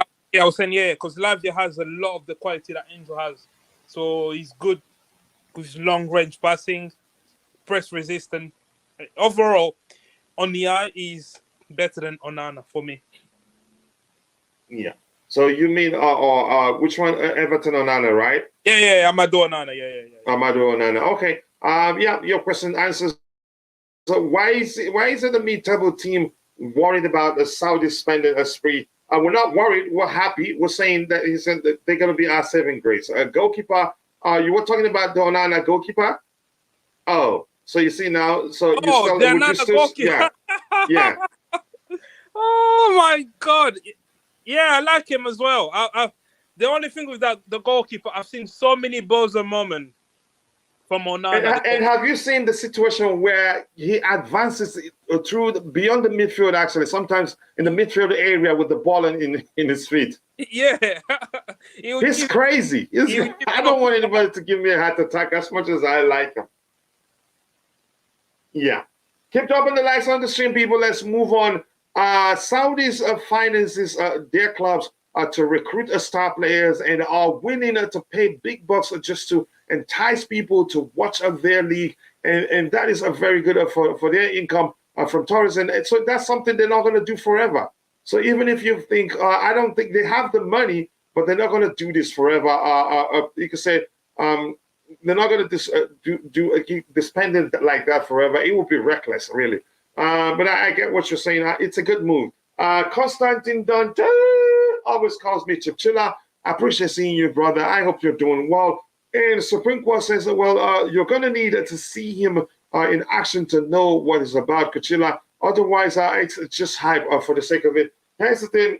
Before we started going after him, I've seen him, but usually when I watch Villarreal, my focus is usually on Samuel Chukwueze because I like him. But look, the way I see it is that the scouts, they see things beyond what we the average football fans see. They look at numbers and all the thing, and they consider the fact, which is common sense. That if you bring him in a team like Chelsea, he'd be surrounded with more players. That's gonna help him to become even better. And the manager also is a factor.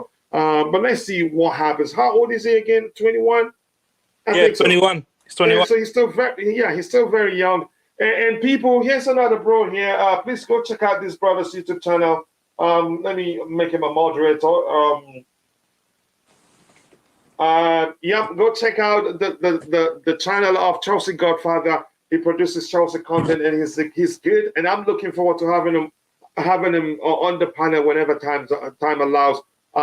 You should listen to him talk Chelsea or talk football overall. Good morning, everyone. The Saudi League is not sustainable from a football profitability perspective, but from a sports washing consideration, they will stick around. What's that, golf? I don't know situation. I'm not well acquainted with what you're referencing there, but I get your point. I think it's the approach isn't sustainable. I think it's something they're doing for a short time to promote tourism, and at the same time, like Rodrigo mentioned, their bid to host the World Cup. So I don't believe you saying Lavia is better than Onana. Lavia is hype. Onana is a real deal. Okay, let's see, Kachila. The first question was on Onana, the goalkeeper, about Leboeuf. Okay, the question for Rodrigo was on Lavia and Amado Onana. I'm sure you have the question there, the answer to the question you asked. Sorry, but no, you don't have to. It happens. Keep dropping the likes on the stream, people. 23 more likes to get it to 100.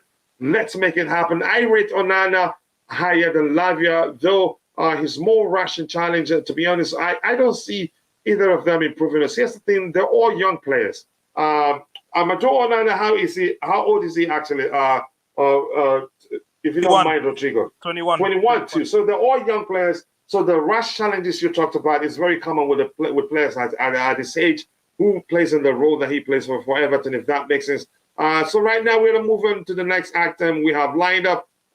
We get to that in a bit. Just give me one more second there. Let's do it. Okay. Where is Tobejo? I saw a tweet from Tobejo. I know we've been linked with this guy for a while. You can say he's always been on our shopping list. So this is not, I'm not shocked that he's emerging as our top target right now since we pulled out of the pursuit of Onana. Chelsea have ended their interest in Inter Milan goalkeeper Angelo Onana. Giorgio Mamad, I can't say his last name. Look at me. With all the energy, I said his first name, and then when he got to his last name, I just can't. I'm just going to say Giorgio Mamadasville, thought to be Chelsea's second choice target. All the alternative options to Onana include Gregor Kobu, and David Raya. Rodrigo, if you're still there, if you're not busy, I know you probably joined from work. Your thoughts on these options, and if you're in the chat, your thoughts on these options. I've seen Giorgio just every now and then, because sometimes I watch Real Madrid games, and when they're facing them, or sometimes against Barcelona, I've seen some of his games. So sometimes I just watch the games because games are on and no Premier League game. I think it's good enough, but I still have to see him more. But if you're there, Rodrigo, what do you make of him? Is he a goalkeeper you want to see at Chelsea? And what do you make of all the options mentioned here? And I'm surprised we're not mentioning Diogo Costa, the Portuguese goalkeeper, anymore. Yeah. But your thoughts on what we have on the list here? So on this list, Georgie, obviously we've ended interest with Nana. Yeah. When I look at the other list, I've watched that Giorgio Mamadashvili. Mm-hmm. Georgie Mamadashvili. I've watched Valencia 3 times, and all 3 times he was unbelievable. How do you make of his ability on the ball? What do you make of that? That's the question. I don't. It's not as good as. It's nowhere near as good as obviously Onana. It's not that great. It's from can he at least measure Kepa? I'm coming on a sample of 3 games, so that's It's on in the 3 games I watched. He wasn't like wow, like average. Do you know other goalkeepers there? David Raya, for sure, you know him. Yeah. Kobu, do you know him? Yeah, David Raya is good on the ball, but it's short, so it's similar to Kepa. So we're still, if we sign him, we'll still get back to that the comment of the fans. He actually considered long range shot, David Raya, and he's going to Spurs, so that's good. For me, on that list, I'll go for that Georgie Mamadashvili because he's 1v1. Thank you, Mamadashvili. Thank you. That's how. Thank you. I think that's how you pronounce it. Thank you for teaching me there. But go ahead. He's one probably because you listened to me trying to pronounce it, you couldn't do it yourself anymore. But just go ahead. Yeah, because I like his reflexes. He's unreal. Like in the game I watched against Real Madrid, there's a chance like Asensio had. I don't know how he managed to save it. He's 1v1. His reflex is like a cat, so it's really, really good in those games at least.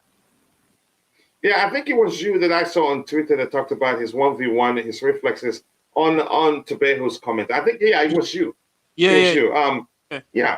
To be honest, I don't see either of them improving us. Okay. No. What else we have? They're now. Yeah, go ahead. They're now really like ground. What do you call it? Like they're not really gonna change our season that much. They're not like wow, we got a world class keeper. No, it's just good keepers, but they're not. Yeah. Okay. Kiefer and Thuram, much cheaper and better than Onana or Lavia. No. You don't agree with that one, right? No, disagree. Yeah. Okay. No, it's not better than Onana. How old is Kiefer? He's 21 or he's young. He's very young. Very. I think we need experience this time, honestly. But I'm not sure what the club are going to do. Can we trust our scouts on this one? I trust them really. I hope we can. But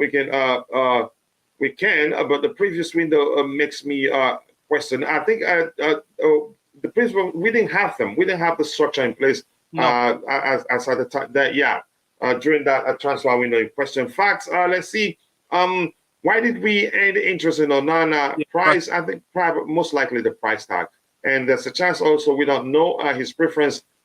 There's a chance his preference will be to join Man United to play under his former manager in Eric Ten Hag. But I just do not know. Rodrigo, I tuned in Lewis channel and those guys were going hard about Steak. What did you do? Did you support Steak? Or No, I wasn't. I wasn't supporting Steak. I was saying how he's contradictory. Like the club had a campaign for like to bring awareness to gambling. Yeah. Having a gambling sponsor. Shirt sponsor, yeah. It doesn't make sense. It doesn't make sense. So but other people had different ideas. So yeah. Yeah. They're gonna smoke you there. Keep dropping the likes on this. Go ahead. You were saying something? No, it's fun. Okay. Santiago Munoz is saying Nicolas Jackson will sign a 6 or 7 years contract with Chelsea. So we're still doing that. Okay. Okay. I agree about Kiefer Thuram. He's legit still wishing we go for him. Okay. Rodrigo thinks otherwise. A big up to you, Glenn 10. I appreciate you. Always nice to see you, brother. Or after reading all this latest news, my condolences. Yeah, people, 21 more likes to get it to 100. Let's make it happen. Remember, we're shooting for 300. The silly season is upon us, and usually that's when we get 100, 150, 200, 300 likes plus. Let's make that happen. They're saying Mendy cannot play out from the back, but then go for another who cannot play out from the back. It hasn't happened. So if you have your opinion, just drop it in the chat there. And I think Mendy, actually, people don't give him enough credit given how good I think he's on the ball. But he's not the best at it. I have to be honest. Keep dropping the likes on the stream, people. The likes will go a long way. And also, do subscribe to the channel if you haven't. We'll be switching topics in a bit. And whenever you do, make sure what you have in the chat is aligned with the current topic. Otherwise, I'm going to skip your comment. Jackson is good signing him because he's versatile, can play on the wings. And that is, you could say, the perfect Mauricio Pochettino type of striker. Can drop deep and participate in the play. Let's switch topics now. Okay, there you go. Man of the moment. Negotiations for key midfield target Moises Caicedo are ongoing. It is interesting to note that Moises Caicedo and Nicolas Jackson share the same agent. You can say that makes things easy. Makes things easy for us, but it's not a given. I think we have to pay up, or Brighton will look to sell to some to other clubs.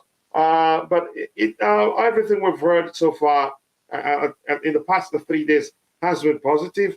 He wants to join us, and we're close to agreeing personal terms with him, according to Fabrizio Romano. But that's still not a guarantee that we'll get him. Things could change if we don't pay up, and other clubs decide to pay more than us. I think Brighton will look to sell to that club. So, Rodrigo, up to you now. You have the floor. Your thoughts on Moises Caicedo. How do you see our chances of getting our man? Chance to get in him. Our chances are good. We have good relationship with Brighton, so we've given them a lot of money, so they should give us a favor. You always want to sell to your best customer. Yeah. Because they know we have a lot of players that they want, and I think we will. I don't want to jinx this one. I think we have good chances to get him. And the person. Which of our players? You said we have lots of players that they want. Which of them? I know of Levi Colwell. I've heard of Gallagher. Any other one? Broya. They want Broya to get. Do you think we'd let Broya go? Yeah, if it means we get Caicedo, yeah.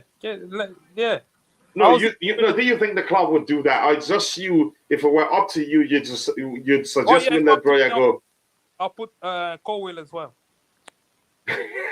you even give them a deal of buy one get one free. Yeah.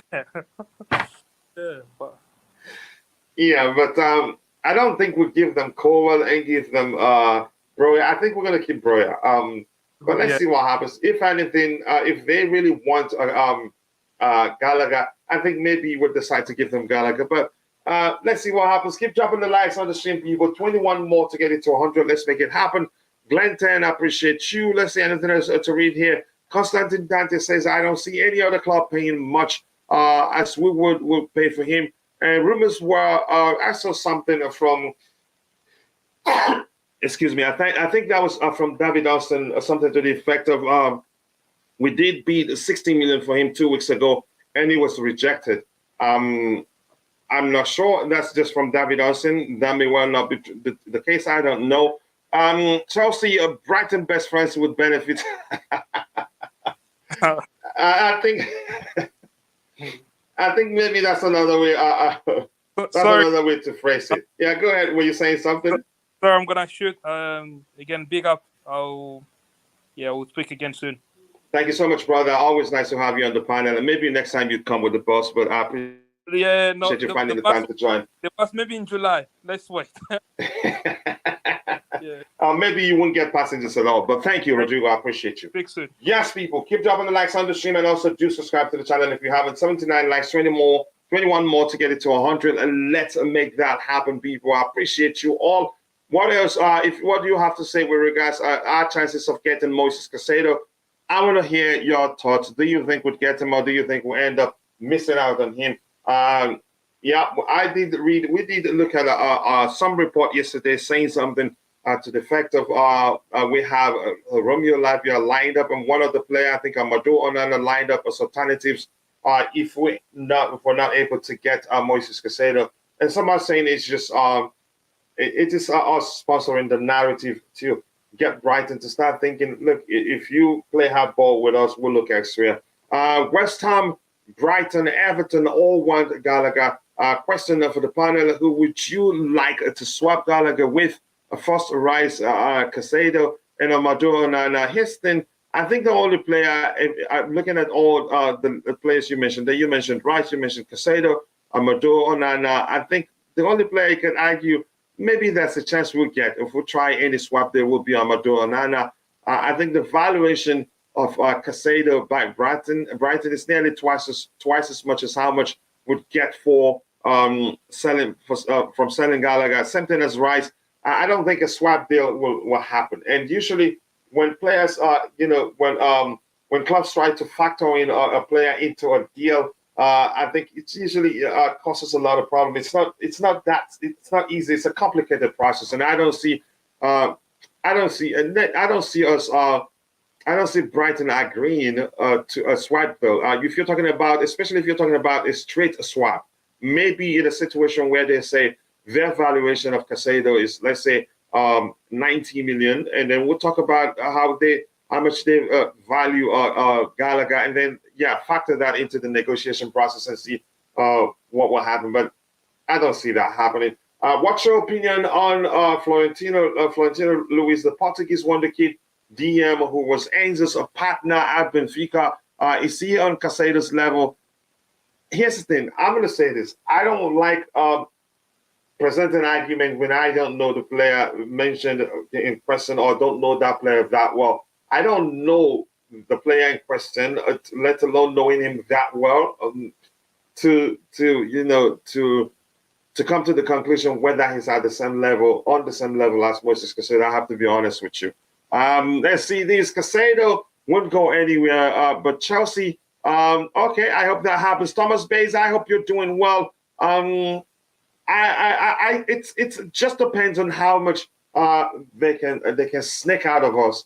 Wow, you think we're that desperate in getting Caicedo that we'll be willing to pay whatever they ask of us? I've seen signs. I think that era has passed. I think at Chelsea right now we do evaluate every player, and we have a certain amount of money that we're willing to pay for that particular player. And if you're trying to milk the life out of us, we will walk away. And I like it, really. I don't want any alternatives. Caicedo is a must, then another midfielder. I agree with you, but that doesn't mean we're going to give them our arms and our legs. A swap plus money, maybe, factor the player. Again, it depends on their valuation of Gallagher. And my bro, Tabeho from the Medieval Land, I appreciate you. Hit the like button, people, and also subscribe to the channel if you haven't. Bro, please share the link to your channel so people can go check it out. Whether Chelsea all the way, Constantine Dante, Tibu Solifa, Supreme Quartz. If you haven't, please go check out Tabeho's YouTube channel and be sure to subscribe. We need 90 more likes to get it to 100 people. Let's make it work. I think we can do that. Florentino Luis is a baller, but he will be expensive. Okay, thank you for saying that. Let's see what else we have here. There's a conversation. There's a lot. There's a lot of players on Caicedo's level and better, but we are addicted to Brighton players. A lot of people have argued that. Some people actually think we should go for Kone. Some think we should go for Kifrin. But yeah, let's see. Kuchila, have you done the assignment I gave you on Federico Redondo, 20-year-old, the Argentine wonderkid? I haven't really. That's why I said if you're on Twitter, just inbox me so that I can remember. I have a lot going on. Honestly, it's difficult to catch up, but that's why I appreciate Jerry Z. I think Jerry Z has been very helpful. He's doing all he can to help in so many ways.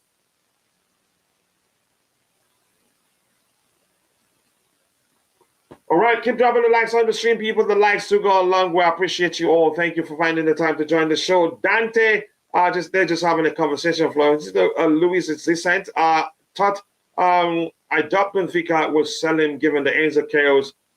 Let's see. But I don't think we're looking at him. My brother here, he shared the link to his channel. Please go check it out. Make sure to subscribe and let him know I sent you. We need just 18 more likes to get it to 100. I think there's a few updates here I'm trying to get, but at the same time, I'm working. Okay, let's see. Okay, my bro, DJ Sab just shared another link with me, or another update with me here. And I'm breaking news also. Nicolas Jackson only wants to come to Chelsea Football Club. And this one here from shared with me by my bro DJ Sab. He said, Al Hilal has reached an agreement with Koulibaly on personal terms. The Saudi Arabian club is continuing negotiations with Chelsea. Like I said, it looks like the Saudis, they're going to be our saving grace with regards to all the players we want to sell. I think there are some updates here I want to look up here quickly. Just give me 1 second. New update here. Chelsea will be the £29.9 million next week to match Jackson's release clause. Jackson only wants Chelsea despite receiving 3 more bids. That's according to Fabrizio Romano. That's some good news there. Some players that want to join us. Jackson will sign a 6 or 7 years contract with Chelsea Football Club. Any update on Jackson? Jackson have agreed terms with Nicolas Chelsea. Okay, that is yesterday. Anything else here? No approach to concrete negotiations for Lautaro Martinez. I think it's some nonsense. Some people saying that Chelsea, that Lautaro Martinez has told Mauricio Pochettino that he wants to come to Chelsea. And I looked at it, I was like, what sort of report is that? Please go check out my bro's YouTube channel. Make sure to subscribe. Little tip, stop going off YouTube comms to see if a player is worth it. Thank you for saying that, Glenton. I bet there are drink waters. No, drink wines. Drink wine comps out there that make him look like David Beckham. Yeah, I think that's a delicious comment, and I like that. Thank you for saying that. I like Caicedo, but he's not enough. We need another world-class DM. Caicedo, more of a CM, more of a box-to-box midfielder, more of a, again, he's capable of fulfilling you can say the hybrid of 8 and 6 role. He's capable of doing that, and he's versatile too. Can also play in the right back position. More CM, but our club's vision is youngsters for future, or not winning now, maybe in 2-3 years. But let's see what happens. Only 10 Chelsea players have scored 100 goals. Luckily, hitting the like button is much easier. Hit the like button, people. Thomas Bays, I keep telling them. I appreciate you all. Thank you guys for doing that. Let's see, what else do we have in the chat here? What else do we have here? Anything else? How much will Koulibaly, Mendy, and Ziyech go for? We need money. I think we'll get quite a lot. And you can say the money man want them. So luck is on our side. Like I said, I think the Saudis will be our saving grace this window. 16 likes to get it to 100 people. Let's make it work.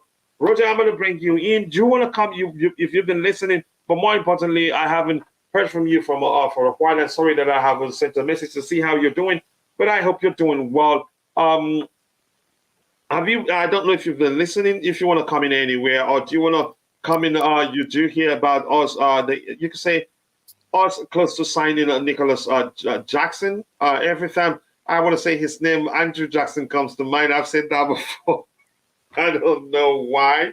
But your thoughts. You want to come in anywhere? You want to talk about Nicolas Jackson and Moises Caicedo? Up to you. Yeah. Hello, Coach. How are you, sir? Hola, gracias, señora. Yeah, you missed out on that one today, but go ahead. I've listened to the last half an hour or so. Okay. I'm really concerned about our midfield or lack thereof. Okay. I'm not sure how much Caicedo will go for. How much is it going to cost us? You know, you're right. You know, it's very important that our first sell isn't too cheap, and conversely, it's really important that we don't spend like a couple $100 million on one player, so to speak. In our first purchase. Yeah, so obviously I'm exaggerating, but but it's I get your point, but it's looking like our first purchase is going to be Nicolas Jackson, and it's just for around 30 million pounds. So I know nothing about him, Coach. I've never seen him play, so I can't really I've comment. been lucky because I watched Villarreal because of Samuel Chukwueze. I've seen a bit of him, but now I'm looking into him more, and I think I have a couple of games recorded that I can still watch to know more about it. But I think it's that sort of signing that you've seen that is good, but you didn't pay attention. You didn't think Chelsea was going to go for him. He may well be an under-the-radar signing that would do well at Chelsea, surrounded by all the good players. But go ahead. Who would you say he's similar to? Who does he remind you of? What style of player? I would say I'd say I don't know how he differs from Datro Fofana, but you can say he's a bit more polished, but Datro is a bit more raw. Sure, I get that. Because he's played more in Europe and he's played more game in La Liga. You can say in a stronger league than where we signed. More technical league, yeah. Yeah, more technical, yeah, than where we signed Datro Fofana from. Other than that, they don't differ that much, but because he has, you can say, more high-profile game experience and all that. But you go ahead with what you were saying. Yeah, so I can't really comment on him because I know nothing about him. So, we really do need to reinforce this midfield. I'm scared about us. Listen, when you look at our wingers, for instance, our forwards, however you want to term them, you've got the likes of Pulisic, etc. You can't really compare anyone to like a Pedro or a Willian with regards to their skill levels, especially they're being clinical. So Sterling, Pulisic, who else can I put in there? Mount, Mudryk. Madueke is way too early to say. And so is Mudryk for the most part, but currently speaking, it's we lack the goal scoring threat. I'm hoping Broja is going to be a serviceable person that hopefully Poch and his coaching staff can turn into a lethal threat going forward. I'm really concerned about us losing, Kai also. I mean, let me ask you a question. Who would you rather have, Colwell or Koulibaly? Here's the thing. We lack experience in that area. Yeah, it's huge. The truth remains, if we lose Koulibaly, we may well need to sign an experienced defender. I've always had the problem. I get it. Fofana is good. I get it. Badiashile is good, but we need an experienced head to lead that back line. If we paid attention towards the end of the season, when Frank Lampard experimented with neither of the two senior defenders on the pitch, we struggled. We were shambolic, especially with that midfield. Exactly. So Koulibaly, I think the only reason I see Chelsea opting to sell him would be down to his wages. Yeah. Not because he's a bad player. Say what you like about Koulibaly. If you go back and look at, you can say his numbers at Chelsea, you'd see that he's actually done quite well for us. He's actually one of the better players in a bad season as the one as this past season. But you go ahead, say what you were saying. Yeah. Let's say we had a really solid midfield, an amazing midfield that could cover, then I wouldn't have a problem as much letting Koulibaly go. But when you replace someone with, let's say, a Levi Colwell or whomever, with an average age of 21, 22, with the exception of Silva, I think you're asking too much. I really do. Listen, I want to keep Levi Colwell at all costs, but I think potentially losing Koulibaly, I think that's asking too much of this young squad, especially with a not a very well experienced midfield either, and the type of players we have in midfield. I think it's a recipe for disaster, in my opinion. I'm concerned about that. Yeah, I am concerned too, but unfortunately, as I've explained, I think him leaving may well come down to his wages.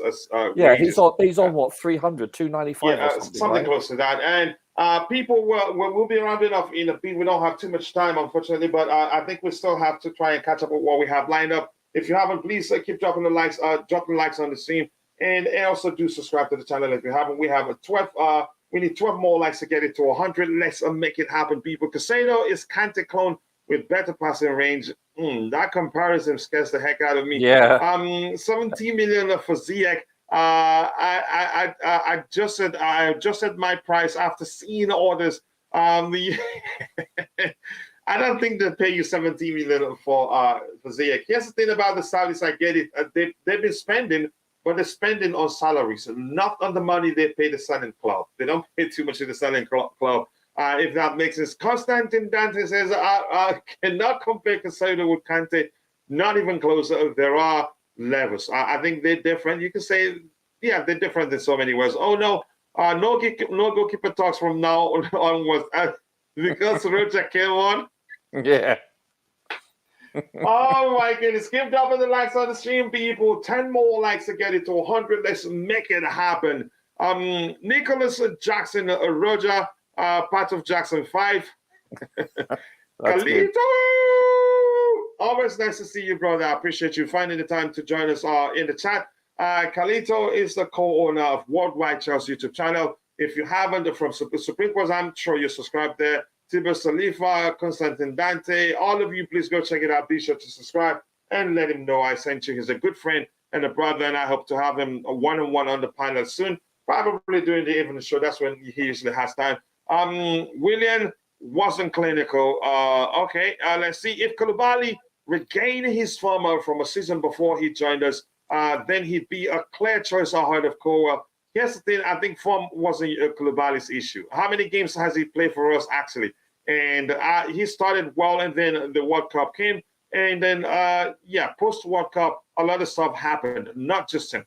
Jackson kind of looks a bit like a very young jobber in that pic, or is it just me? I think you're maybe with a bigger nose. I think you're very correct. But does that give you hope? The fact that he looks like Drogba a bit, does that give you hope? It doesn't sound like he wants to keep Cowell at all costs. It doesn't sound like it, and it doesn't sound like Cowell himself wants to come back to Chelsea. The comment that was caught on Twitter. I don't know if he deleted it. An exchange with him and was a Scottish international, a player I loved so much that I thought was going to be the perfect replacement for Jorginho for us. I always say he's a mashup of a Regista and a 6, and it could fulfill the Jorginho role better than Jorginho. Yeah. Billy Gilmore. The exchange on Twitter, it disgusted me. And plus, during an interview, when he said something to he forgot he still plays for Chelsea, and he said something to the effect of Brighton gave him a chance when nobody did, which to me sounded like he wants to pay them back by remaining at the club, by joining them on a permanent. And it just doesn't make sense. Plus, they wouldn't come to us with a bid if he hasn't told them he wants to stay, because they'd ask him, "Do you want to stay here?" Before they come to us. They can't do that without him saying, "Yeah, I want. Go try your luck. If they agree, I'm staying." And we've had a contract on the table for him for a while now, and he still hasn't put into paper for a new long-term contract. But thank you, Khalito. Always nice to see you. Let's stay in Akira Qatar. I'm not sure what you're saying there, Lucky Scene. Okay, Manchester United fan, by the way. If we need to sign an expensive defender, which would you get, a right-footed or a left-footed? Again, if left-footed, you will go for Aymeric Laporte. Okay, that's your option. I don't have anyone in mind right now. Darcy, Brian, Edward, Kevin, I am... Okay, what is this guy doing here? Please reject any offers from Edu for Kai. Scott Kirk, unfortunately, Kai wants to leave. That's what we're told. But we're hearing also that Bayern are also interested in his signature. For me, I get it. A lot of people, you can say it hasn't really worked out for him at Chelsea.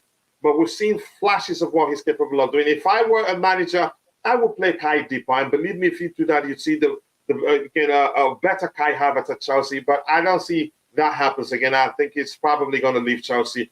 And Kai is actually a good passer of the ball. But because of the way we've utilized him, a lot of people, Chelsea fans, don't actually know he's actually more of a creator than he is a number 9, if that makes sense.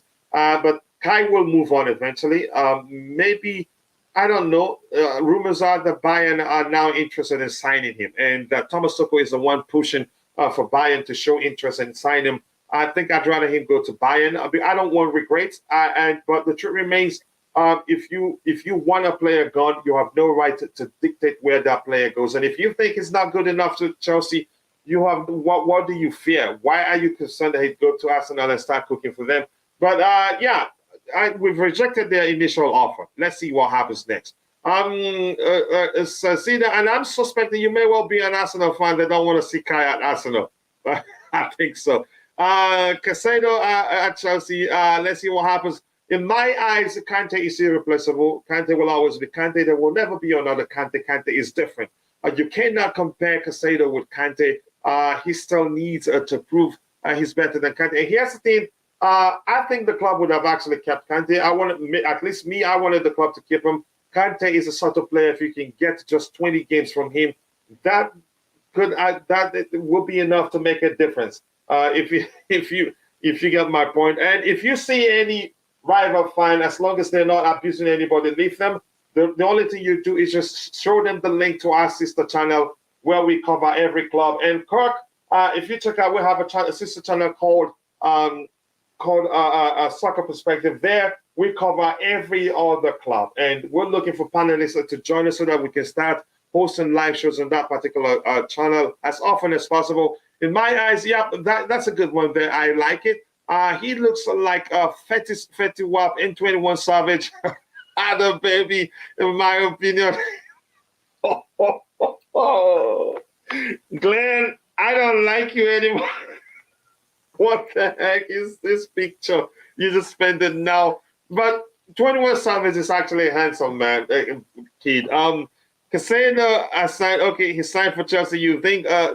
Sorry to yourself, not me.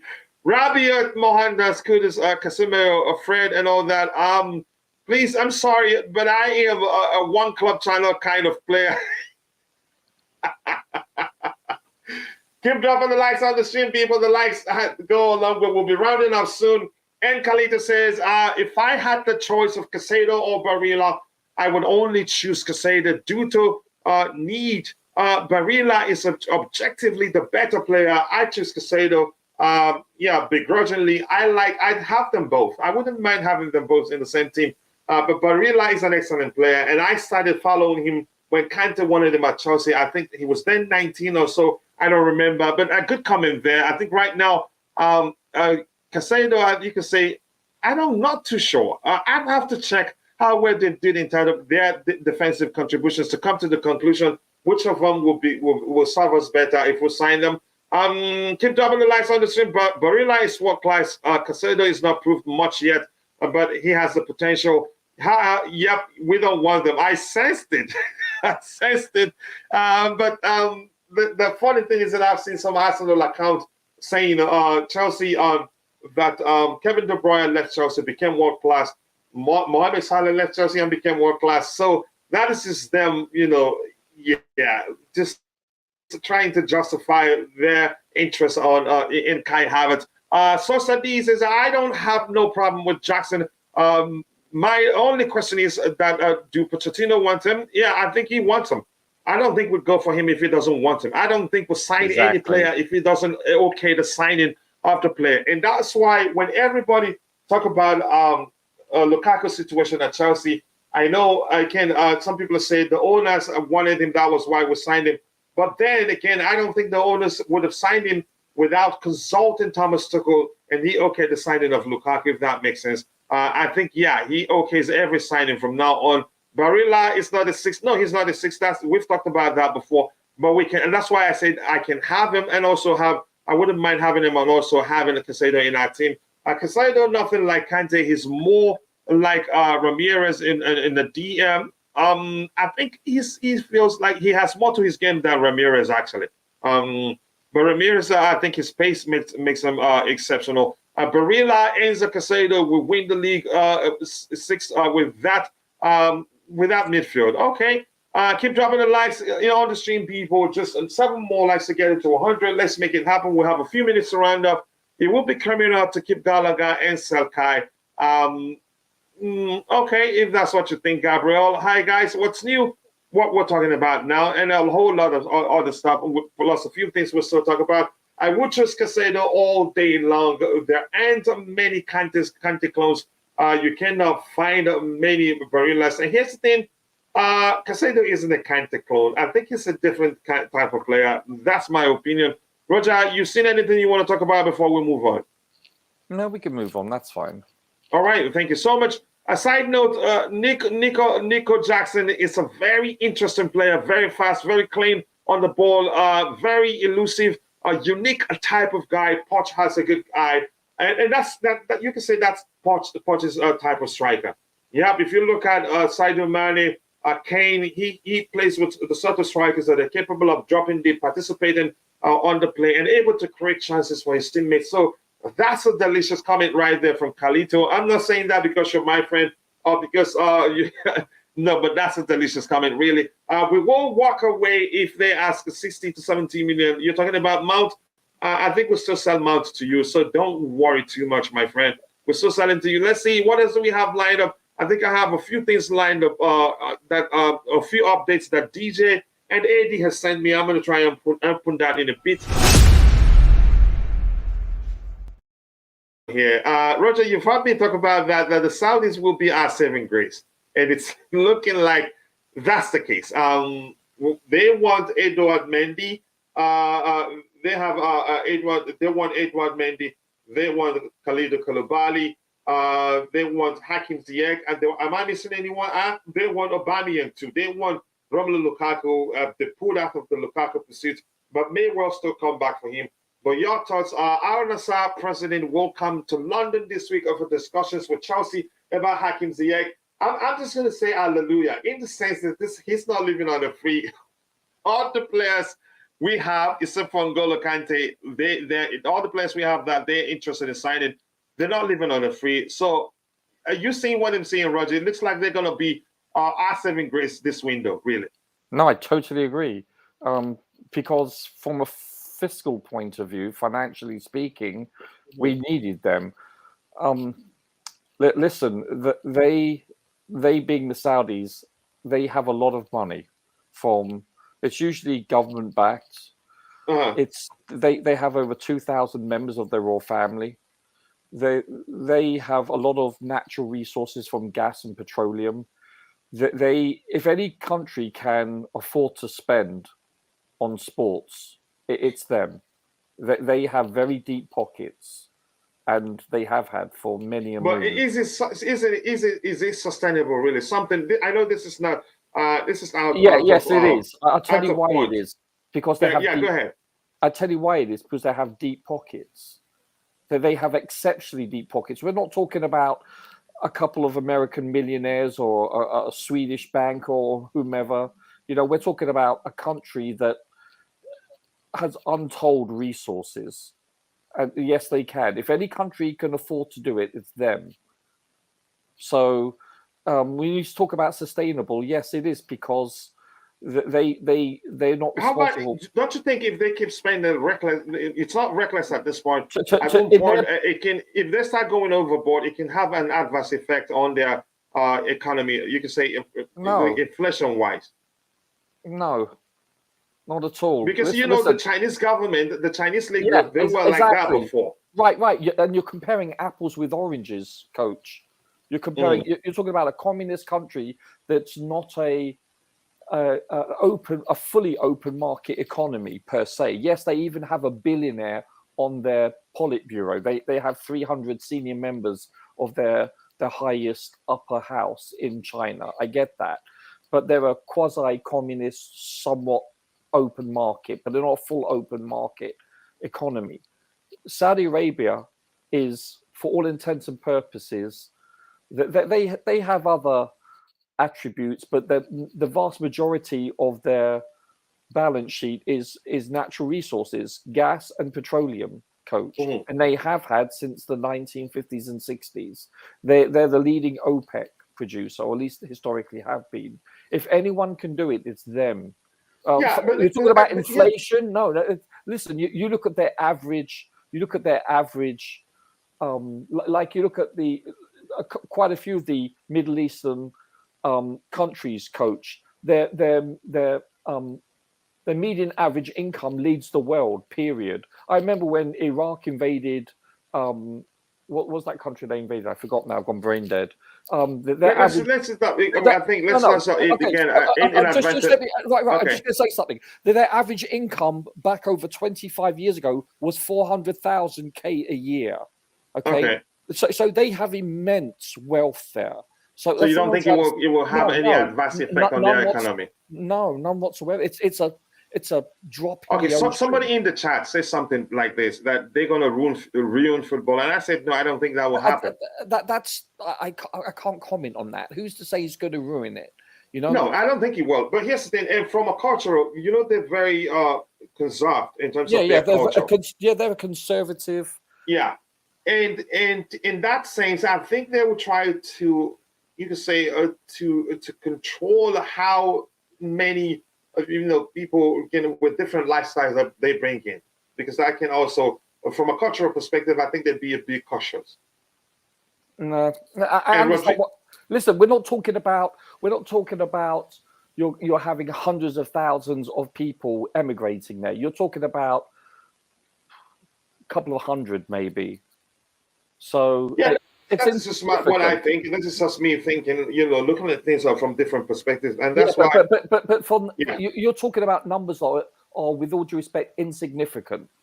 Yeah, but let's bring it to football. I don't think it ruins football. And Rodrigo did mention something that they're doing that because they're promoting tourism, because fossil fuel will not last forever. Even though they have money, they have to promote tourism right now. They have to also, turn the eyes of the world to their league. And something as he mentioned, because they want to host, beat for the chance to host the World Cup. But that's by the way. Thank you, Roger. That's always I'd like to have you on the panel, and thank you for educating me on that. We won't walk away if they ask us 60. Okay, we agree. We know that. And Daichi Kamada is a free agent, 26-year-old, experienced. Okay, are we looking at him? Chelsea needs to sign 2 more midfielders with Kante, Kovacic, possibly Gallagher, Zakaria, Havertz, all leaving, and there's a chance that Ruben Loftus-Cheek leaves, because if we don't sell him now, he leaves as a free agent. Chelsea will be thin in midfield, so we're probably going to sign more than 2 midfielders, except if the plan is to give the youngsters a chance. I don't know. Let's see what else we have here. Keep dropping the likes on the stream, people. The likes do go a long way. Saudi Arabia is actually a beautiful place, and yeah. If you haven't, you need to give it a try. 52 million max for Mason Mount. Okay, I'm not negotiating for Chelsea here. Somebody should negotiate for Lockerbie. Go ahead, Roger. Were you saying something? No. Do you think Mount is a done deal? Do you think he goes, or does he stay? I think he will go. It's a risk. Here's why I think he will go. Because if we price Man United out of the chance of signing him, he probably feel hard done by. And if Manchester United, if we're to believe what we're seeing in the media, that Manchester United are confident that he's not going to sign another contract at Chelsea. Which means if he feels hard done by, he just stay, run down his contract and leave on a free. And we don't want to risk that. I don't know if you get my point, Roger. Yeah, I do. I think the person that's the key to this equation that can unlock it is Poch. If he sits him down and says, listen, I want to make you an integral part of our team going forward, etc. I don't know. It all depends on... Do you think the club should risk that? It all depends on their strategy in the back office. So Poch may have spoken to them and said, this is what I believe we should do going forward. So who's to say? I think he holds the key to that, in my opinion. I'm not sure what back channels they have discussing anything. I think it's a fair assessment, to say that I think the person that holds the key to that would be Poch. If that's not the case, then it's better we sell him, because listen, we've already lost Rudiger, Christensen, Kante. This is not sustainable. You pay money for players and then you let them walk out on a free. This is poor business. Mm-hmm. Yeah, it just doesn't make sense. This says that's the type of family that makes Dominic Torrido jealous. Why can I not get what you're referencing right now. I'm just I I don't lost get a it. bit. Oh, you get it? Okay. No, I don't. Saudi. Okay, I don't either. Saudi are better than China. I think they have deep pockets, like Roger said. They're blessed with resources.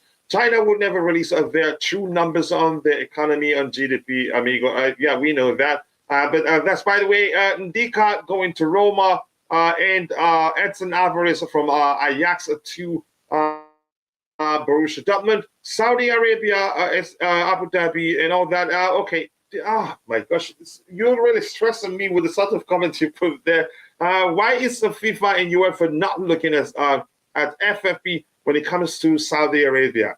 I'm not sure how to answer that question. FIFA, Well, FFP, first of all, UEFA is not part of the equation. Exactly. So yeah, I was going to say that. Yeah. So they have their own league. They're fine that they're able to do whatever they want to. They're not on the UEFA yet. Yeah, so it's. So FFP is a UEFA thing. Well, yes, I believe so. Mm-hmm. What FIFA pays attention is like what you could call again the transfer of underage players and all that. Sure. I think that falls under FIFA. Okay, thank you. Keep dropping the likes on the stream, people. The likes to go a long way. We need just 5 more likes to get it to 100. Let's make it happen. Thank you so much for being part of the show this morning. We'll be rounding up soon. There will be an adverse effect. We just don't know yet. That's another way to say it. Good day, Coach Arthur Lowe. I haven't seen you in a while. I hope you're doing well, panel. Hope you're great. I can't complain, brother. Thank you for asking. Saudi Arabia privatizes of football clubs. Eyes big names signings. Saudi Arabia aims to increase the revenue of its football league and bring it up to top 10 in the world. I think that's a good push. They have the pocket to do that, but I don't think they'll be spending year after year as they're spending right now. I think at one point it will become problematic. That's just my opinion. But Roger has explained why he believes that it wouldn't be a problem. In other words, they have too much money in their board, and this is the next big thing. Yep. Who will be the first Chelsea signing in this window? Looking like Nicolas Jackson, more likely. Bridges bond, let Messi go. I think that's the simplest way to put it. Saudi sovereign wealth fund will take control of 4 of the top Al Nassr, which Ronaldo plays for, and they want to sign Hakim Ziyech also to be the provider for Ronaldo as the government revives a plan to privatize several state-owned sports clubs. It makes sense. Chelsea has become a farmers club. Wow. Where did I read that? I'm going to try and be positive from now on. Let's see, what else do we have here? Fast and Furious not getting it. Might be a good thing in your defense. Okay, let's keep it going, people. Keep dropping the likes on the stream and also do subscribe to the channel if you haven't. Dominic Torrido is from the Fast and Furious. Read the book. Geez. Oh, I've watched nearly all the Fast and Furious films, so maybe I just couldn't connect it. Then I know Tyrese Gibson is there and all the characters there. Maybe I don't know the character in question by name, or I'm just lost at this point. If the Mount deal collapses, he's gone for free next year. Not that would again that would stink. Yeah, but we need to sell him and take whatever we can. Chelsea can price Mount out of a transfer, but are not willing to pay him wages of $250,000 a week plus. But they are happy with signing new players with $200,000 plus wages. When has that happened? And here's the thing: in the case of Mount, there's a chance he's the one that wants to leave for reasons we do not know. Go ahead, Roger. You were saying something. Yeah, I believe it was Julien Laurent reported X amount of weeks ago that the major sticking point to their negotiations was image rights. So it wasn't so much the actual term of the contract or the amount. It was the finer details of the image rights. So I don't know. That's what ESPN reported. So what do you make of the argument that Chelsea are pricing him out to move, but are not willing to pay him? We don't know the reason why he's refused to put pen to paper. Yeah, well, as I said, according to Julien Laurent, they do know. And then I think they put it on the back burner, and I don't know. Let's see. I'm a bit disappointed with how we've conducted ourselves with regards to to Kante, for instance, putting him on the back burner. And listen, it could cost us Mount and Kante. Mount we can afford to lose, with all due respect, because we're deeper in that position. But on midfield, well, no comment. Okay. I think now I'm able to connect the character. They're talking about, what's his name, Vin Diesel. So, because Dom is what they call him in the character name in the Fast and Furious movies. But I didn't know his last name. I just know him as Dom. Ronaldo is scoring 4-5 goals a game, and now if Ziyech can just cross all day, we'll be 78 goals a game. So all the regions do what they want with football. And okay, as long as you don't do anything that will, you could say, fall on that, you could say, break the human trafficking rule. For instance, you don't transfer a player at a certain age. I'm not even well acquainted with that particular rule, if that makes sense. You don't do what you want. FIFA still watches over what's going on. If Mason Mount wanted to stay at Chelsea, he would be at Chelsea. It's as simple as that. And I don't blame him. I don't blame the club, because none of us has ever been at the table where they discuss the contract, and it's refused to put pen to paper for a reason we do not know. If you were the inventors of Facebook, you would have invented Facebook. Keep dropping the likes on the stream, people, and also do subscribe to the channel. 6 more likes to get it to 100. I hope Nicolas Jackson can solve our problems. I don't think him alone will solve our problems. I still do think we need a central attacking midfielder, a number 10 or an 8 that is known for their ability to create chances, garner double digits in terms of assists, and that will make a whole lot of difference. Enzo will always start deep for us, even though I'm hearing that his dad wants him to play in a more advanced role. It's up to the manager. Chelsea have inquired about Harry Kane, about Levi, but Daniel Levy dealing with Chelsea is seen as impossible. Here's the thing. Even if he's willing to sell to Chelsea, I don't think Harry Kane would want to come to Chelsea now. I'm a Chelsea fan. I would want to have him, but I don't see it happening. I'm not going to explain myself again. Yeah, this isn't me saying that I don't think Chelsea would do well in the coming season. But here's the thing: Harry Kane at his age would want to go to a club where he gets to win something in the coming season. And right now, If you ask Harry Kane, and if I were Harry Kane, I wouldn't come to Chelsea now. I'm not getting any younger. There's a chance we're not going to win anything in the coming season. There's a chance we do. But if you look at a team like Man City, Real Madrid, or Bayern, he say, yeah, there's a chance they win something. And he goes to them. We don't even have Champions League football. It's not a strategic move, coach. It's not a strategic move. So it's a move that will not make any sort of sense for him. No. It's just I don't think it's just people, you could say, writing and putting out something that they know Chelsea fans will suck up to. Let me just say this: if ever we'll sign Harry Kane this window, I would do $100 giveaway. Just remember I said that. That's how confident I am. It's not going to happen. I agree. Let's see what else we have here. Keep dropping the likes on the stream, people. The likes do go a long way. If my aunt had wheels, it should be a bike. Smash those likes, people. 4 more likes to get it to 100. Let's make it happen. We'll be rounding up in about 3 minutes or so. On Mount, I also heard that there was a contract on the table before severally. And here's the thing: I don't blame him. I don't blame the club. It's a conversation between two parties. Each party is seeking an outcome that will benefit them. And at the end of the day, sometimes you don't come to an agreement, and that's just the case, and we don't know why. And that's why I don't like to see people blaming one party or the other. I also heard that there were a contract on the table before the World Cup that was presented to Mount, that he was willing to sign after the World Cup. But with new administration, things changed. Even for Kante, something changed. The old regime I think they had 3+1 for Kante on the table, or 2+1. And the new regime came in and said, we can only offer you 2+1 or something to that effect. But they made a difference. They changed what the previous owners had on the table for him. Keep dropping the likes on the stream, people. The likes will go a long way. And Vasi FC, we need to have another striker as well as Jackson, because of AFCON will be in January. Yeah, that's another thing. And do the owners consider that? I don't know. Is there a coach? Okay, 100. Yeah, and I'm serious. Would Kane go to Arsenal? I don't know. That's up to him, but I'm sure he's not coming to Chelsea.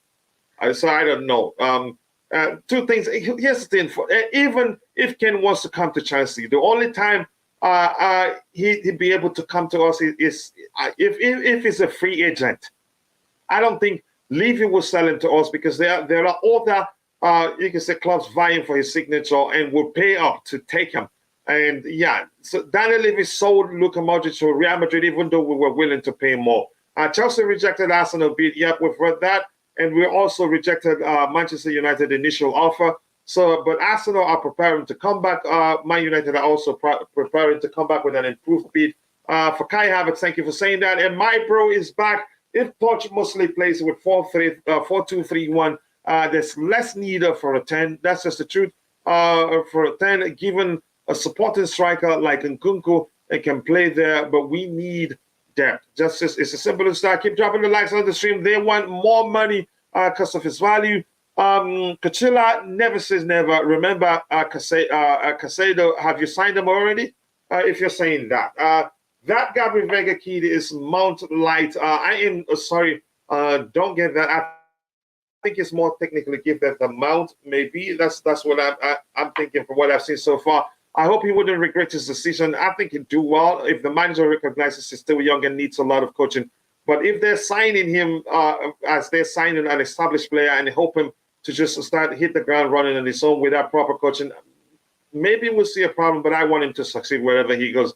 We have Broya. Okay, how is it possible Boehly wants to give Havertz a contract extension on a pay cut and he's not even on his wages below 200K for me? Okay, he's getting 150K a week. Big up people, keep dropping the likes on the stream, people. Sales Judge, hi coach, hi to you too. I hope you're doing well. Ziyech to Galatasaray, I think most likely Saudi Arabia. Roger, anything else you want to talk about there before I put the last items we have lined up so we can call it a day? I think about 4 items here. This one here. Go ahead, Roger, if you have anything else to say. Go for it, coach. Go for it. Okay. I just, my biggest concern is midfield. I really, that concerns me more than anything. I'm worried about that because if we don't sort it out, we're in for a very long season. And you're concerned because it doesn't look like we're looking at options in those areas. I mean, I'm looking at our depth chart. I mean, listen, this is a new start for everyone with a new coaching staff coming in. Mm-hmm. So who knows? We're going to have some surprises, but I still think we need to add depth there because we're going to be selling a lot of players. And I expect more people in midfield to go. So coaches really, it's all well and good saying, we need to sell players, which we do, by the way, because the squad is so over bloated. However, it's the quality. As Bobby always says, you have to look at the bench and there has to be equal, if not better quality on the bench. Mm-hmm. It's that simple. You can't expect us to be top 4, top 7 with no depth. It's just not realistic. Yeah. I hope we'll find a solution because we'll be losing quite a few. Keep dropping the likes on the stream, people. When will Chelsea announce Nkunku? I think around the 19th. He has he's on an international assignment with the French national team. And we've been told that he will be announced after those 2 games they have. I think the last one will be played on the 19th. So sometime at that point, Chelsea released Bakayoko. Yeah, hallelujah to that one. Feded, always nice to see you. I hope you're doing well. Probably next week on the week or the week after. So, but that one is sealed. Arsenal very confident of finalizing deal for Kai Havertz and Declan Rice this summer, despite an initial offer for the former being rejected by Chelsea, according to journalist Florian. Should I Platenberg or Platenberg? I don't know. Platenberg. I don't know how to pronounce that. But that's by the way, keep dropping the likes on the stream, people. The likes to go along with 3 more likes to get it to 100. Let's look at this. 2 final items. I think 3 maybe. This one here says Eden Hazard is considering retiring only an MLS only only an offer in the MLS could make him change his mind after returning from vacation or even a final season in Belgium. That's one sad story, isn't it? Unfortunately. Yeah. And I know people argue he's a lazy player. I think beyond that, I don't think Real Madrid, they did enough to make him feel important. I think that would have made a difference. I think he's Chelsea's most talented player we've ever seen. I haven't seen anybody else, but naturally talented. I'm talking about just pure natural talent. You know, he was a beautiful player to watch. Absolutely amazing. Yeah, it's an unfortunate story, a sad one at that. I think I'm just going to say that again. Real Madrid, they didn't just do enough to accommodate him, make him feel at home, make him feel important. If anything, even when he was ready to play, he was kept on the bench. Maybe they were trying to force him to leave, and it didn't work. Their plans, turned out, you can say, to have an adverse effect on the situation rather than help them solve it.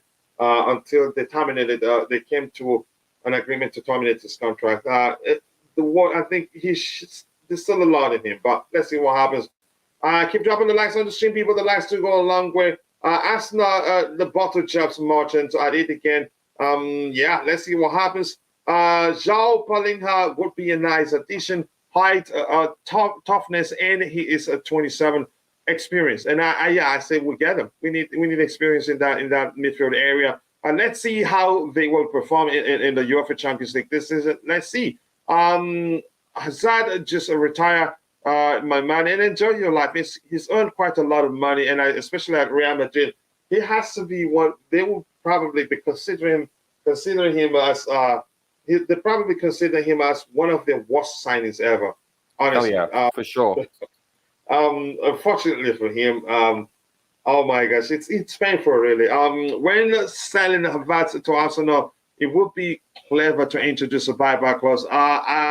I don't think they'd do that. And here's the thing: as much as I want Havertz to do well at Arsenal, if they end up being the one that signed him, is that they've not been lucky with the signings they've made from Chelsea. Actually,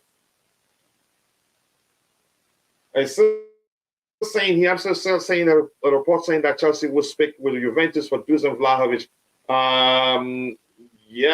Okay, let's see what happens. Keep dropping the likes on the stream, people. The likes to go a long way. Anything else here? I am just glad we signed Mel Augusto. Reece James has gotten injury prone, and everything Reece James every time Reece James gets injured, Chelsea struggle. He gets injured. Chelsea struggle to be creative on the right hand side and on the field overall. I hope he stays with the help. I hope we'll find a permanent solution to that particular recurring injury for Reece James. I heard that Lautaro Martinez wants to sign for Chelsea. I don't believe that. I think it's absolute nonsense. I saw that report myself. And that report is from a guy who I trusted and released the video. It turns out it was all boohoo. Hazard's problem stems from the EPL. He was protected. He wasn't protected by referees and was kicked from pillar to pillar to post. Well, that's your argument. So, Roger, anything else you want to say before we call it a day? No, just I think. Well, I missed the first part of the show, so I apologize. No worries. You have other priorities, brother. Yeah, not so much that. Just not been doing so well, but yeah, just I hope you get better. Thank you, sir. I'm actually dreading the upcoming season. I actually am. I was actually quite optimistic until recently. Mm-hmm. I don't know why. Listen. I think we have to put our faith into the upper management, the executives, and the scouting department, mm-hmm. and Poch's training staff, and see where it goes from there. But I'm apprehensive. Let's put it that way. Yeah, and I totally understand. And thank you so much to everyone for finding the time. Thanks to everyone for finding the time to join the show. I appreciate you all. It's been an excellent discussion, very interactive as usual. So I appreciate you all, and thank you to Roger for finding the time to join. Thank you to Rodrigo, who was on the panel here. And thank you to Constantine Dante. Get better. Realistic, Roger says Constantine. Roger, I hope you're seeing that. And Chelsea all the way, big up to you. Feded, always nice to see you. Jafta, always nice to see you. And AD Love for Blue, always nice to see you, my brother. Lusala, and everyone else, if I miss your name, apologies. And the Blue, to forgive. Big up, Coach Roger. Lateness is greatness. But this time, nice to see you, brother. I hope you're doing well. I know we're all busy. And 3X Dope, thanks for your time and energy, Coach. Take care, everyone. Take care, you too. Thank you, guys. See you during the evening show with Louisa. God bless us all. And bye. And okay, big up to you too, Contender FC. I thought by now you'd change your name. But with that, see you guys during the evening show. God bless us all and bye. Thanks, Coach. Thank you to you too, brother.